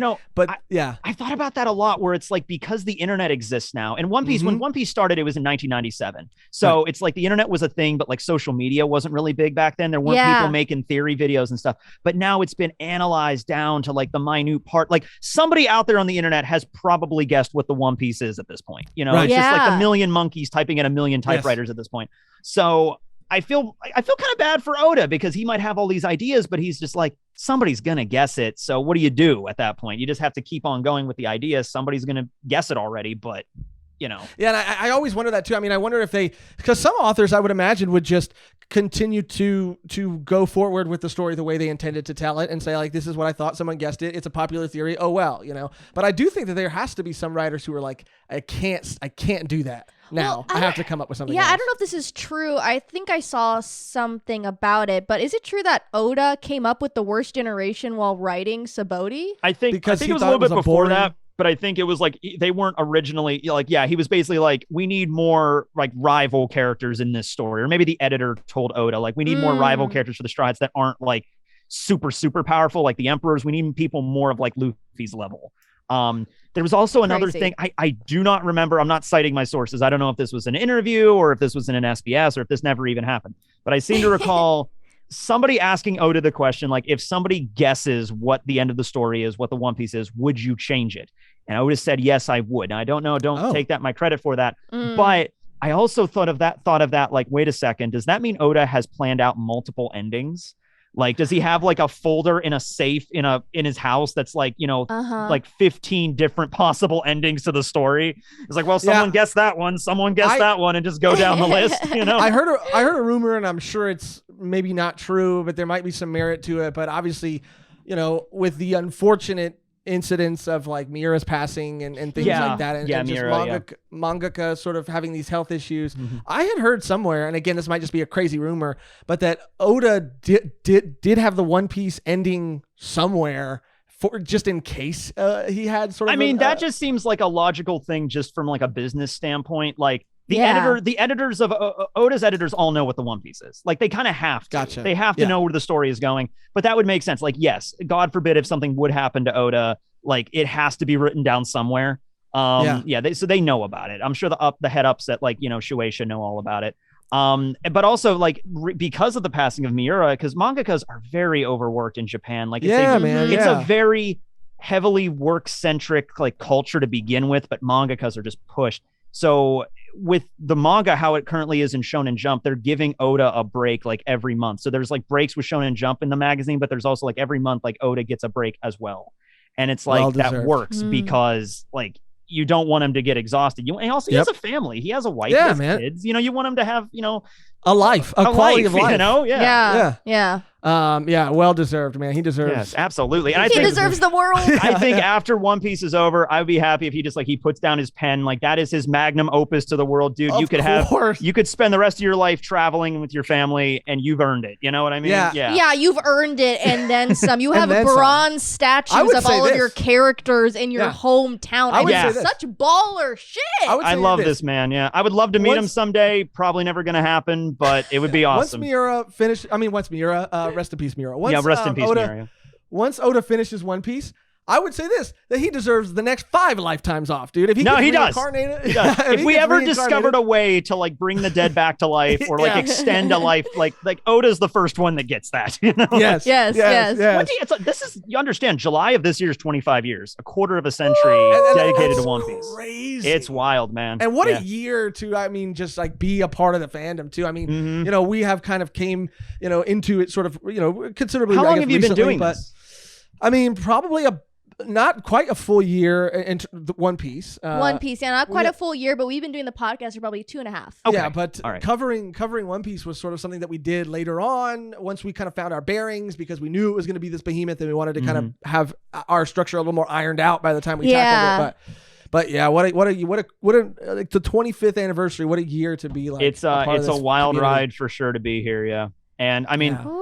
The editors and Oda every now and then they'll be like, we're 80% done. It'll be done in 4 years. It'll be done in 5 years. I know. It's just like, you got to remember, Oda originally meant this story to last only 5 years. So, it's just like, it's over when it's over. That'll never cease to amaze me. Just the ability to just produce and write and draw at the same time, like doing all of it at the same time. I don't know how you can do. I don't know how a man can do it. Maybe Oda's a cyborg. I don't know. I think maybe, so. I think for sure. Yeah. But Tekking, thank you so much for doing this. Man. Thank you for inviting me on. This was a blast. Anytime you want me to be on, just let me know because this was a lot of fun. Yes. Thank you, man. I love any podcast where I can dress up. That's instantly a win. Oh, you found it. You found it. And the trap you're going to fall into is like, okay, I got to outdo it. How do I outdo it? Well, I actually am planning on doing a podcast. I'm aiming for August, and it's going to be about Bleach. I don't know if you've read Bleach, but we're going through Bleach right now. Okay, perfect. So that's what my channel started on. First 5 years of my channel talking about anime, it was all Bleach. Bleach ended. The anime is coming back. Yes. I have a pretty good structure. It's going to be called Boncast. Not a name that I came up with, but still a good name. We have because we go through things, we call them like volume 1s or like our volume 1 reviews, and we have volume done, so we try to give a cool name. So Done Piece, and then we have our Bleach one, which is Done Kai. Perfect. Done Kai. Yeah. So we're going through Bleach too. So if you, you can come back anytime. But if you want us to hop on the Bleach cast, do I have any Bleach cosplay? I do. Okay, we're good. I do. I know. I gotta get my Rukia good. Oh, Rukia's my favorite character, so that's perfect. There you go. I love Rukia. Bleach was one of the first anime I ever like really outside. It was Naruto and then Bleach. Yeah, because the way it came out in the States was like Naruto was 2005 and then Bleach was 2005, I think. But I didn't start watching it until I was 7. I remember that. Yeah, it was 2007 But yeah, it was my identity, dude. I love Bleach, dude. Bleach was so epic. We interrupt this awesome episode with the one and only Tekking to thank and shout out our wonderful, beautiful, amazing, come my way, Patreon members. Love you guys. We love you guys so much. Thank each and every one of you for all of your support from the bottom of our hearts. All the way Impel Down. All the way from the tip top, all the way to the Impel Down. You guys hold it, Impel Down. Hold us, Impel Down. Hey, you hold us, Impel Down. You hold us, Impel Down. And we are, consistently and constantly blown away by your support and appreciate it from the bottom of our hearts. The reason, again, we were able to do what we did today and be able to wear what we're wearing is because of your support. I mean, that's why we've been able to put everything we've been able to put into these videos, and it's been a blast, and we're just having such a blast doing it, and we couldn't do it without you. So we just wanted to thank you guys. Thank you guys so much. And if you would like to become a Patreon member and get early access to all of these episodes, including access to our exclusive bonus Patreon podcast, Volume 1 Extra, all you got to do is go to patreon.com/volume1pod or become a YouTube member by clicking join on this video. And that is all available to you at our lowest tier on both YouTube and Patreon. But if you cannot support financially, please do not worry, because there are plenty of other ways that you can show your support. And Mehgan, why don't you tell them what some of those other ways to support? Yes. If you don't have any berries to spare, no problem. All you have to do is comment on this video, comment your, non-spoilerly theories, why you love Impel Down, why you, love a Straw Hat, anything at all, One Piece, comment below. It really helps out our algorithm, and it acts as a free tip to us. Like, subscribe, and share this video with any other One Piece heads you got out there. Yeah. And it really helps us out, and you can do that for absolutely free 99. Free 99. This video is clocking in at almost 2 hours, and YouTube does not like that. So sharing it, like Mehgan said, sharing it, commenting, all of that helps. It helps everybody out, but it really helps us out a lot, because again, our videos are long form. But that is it. So now back to the episode with Tekking. But yeah, Tekking, anytime you want to come back, thank you so much again for being here. Thank you. One more round of applause, Absolutely. Mehgan. Come on, let's put it together. Put our hands together for Tekking. But that is going to do it for our episode, our Impel Down discussion. Thank you so much for staying here all the way to the very end. If you've made it all the way to the very end, the only thing we have to do left we have to do is to get out of here on an outro that's always the same and never changes. And we got to do it with Tekking. Yes. Tekking, so we always think of something funny. Yeah, we always try to think of a pun. A pun or something just like related to the arc that we had just read. Oh my God, you're asking me to come up with a pun on the fly. That's going to be hard. So it'll be like, for example, and this is a bad one, but it could be like, it goes down and Impel Down, or something that was bad, but it could be anything. Like Hannibal handled himself. That's really good. I like it. Yeah. Or we could say even something that's related, like something about like watch out for diarrhea. Yeah, that's good. All right. Well, let's just let me see. Let's do it. You sure you got something else? I don't have something. I don't have. Oh shoot. No, I don't have one. Okay, the pressure's on. Okay, here we go. As always, thank you for watching. Thank you for listening. And until next time, watch out for diarrhea. I almost forgot what it was for